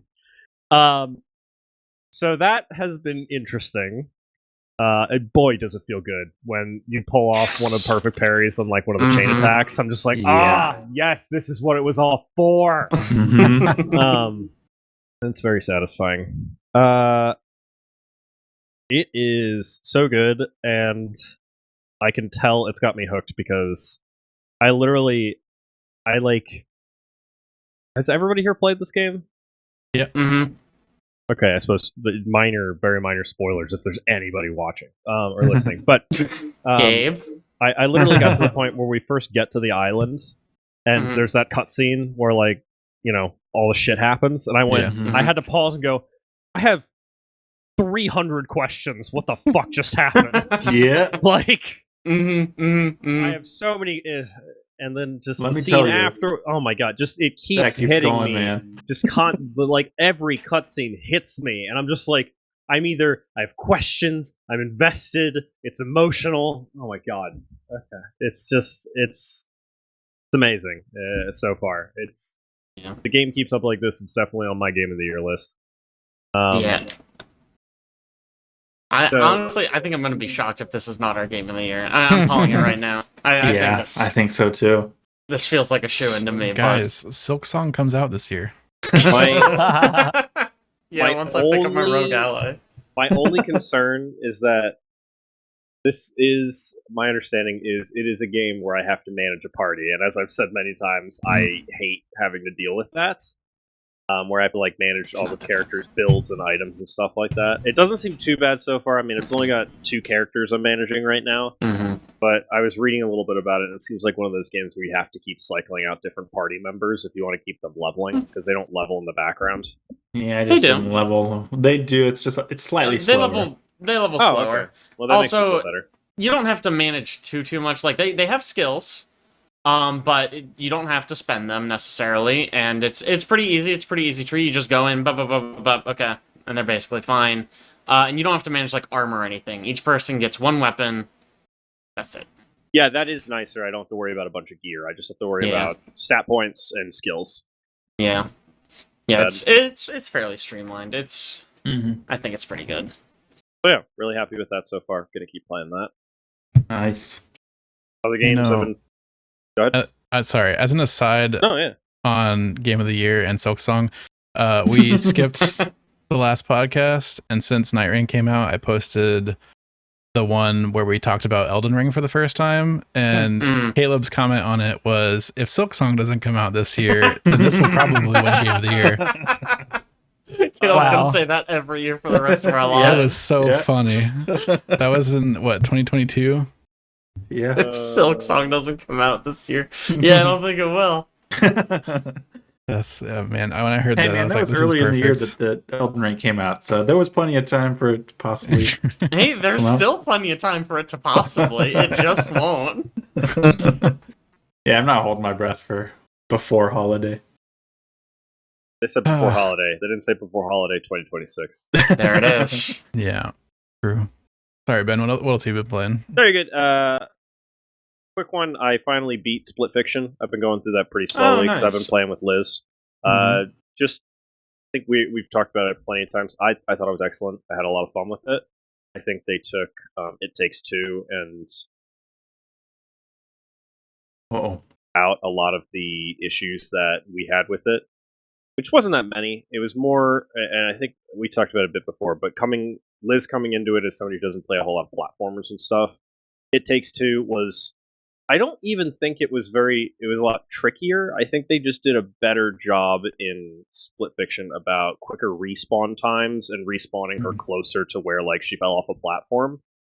Or, frankly, for me, too, that, like, it didn't, like, you could fall off, like, 4 times in a row and not be that frustrated because it just immediately pops you back up. There's not much of a delay. So that was really nice. It's less punishing. Yeah, Nice. It's less punishing. Story was nice. It ended good. It was a happy ending, and I enjoyed it all around. Sorry, Spoilers. I thought everyone was gonna die. Suicide. Yeah, for sure. Lastly, I haven't played much of it yet, but I've been enjoying the bit I have. I played Nice Day for Fishing, which, if you guys have not heard of this, or if you're familiar at all with the YouTube series channel Viva La Dirt League. This is the new Fallout 76 update. Exactly what I was thinking. Exactly. No, Viva La Dirt League, they do a lot of YouTube.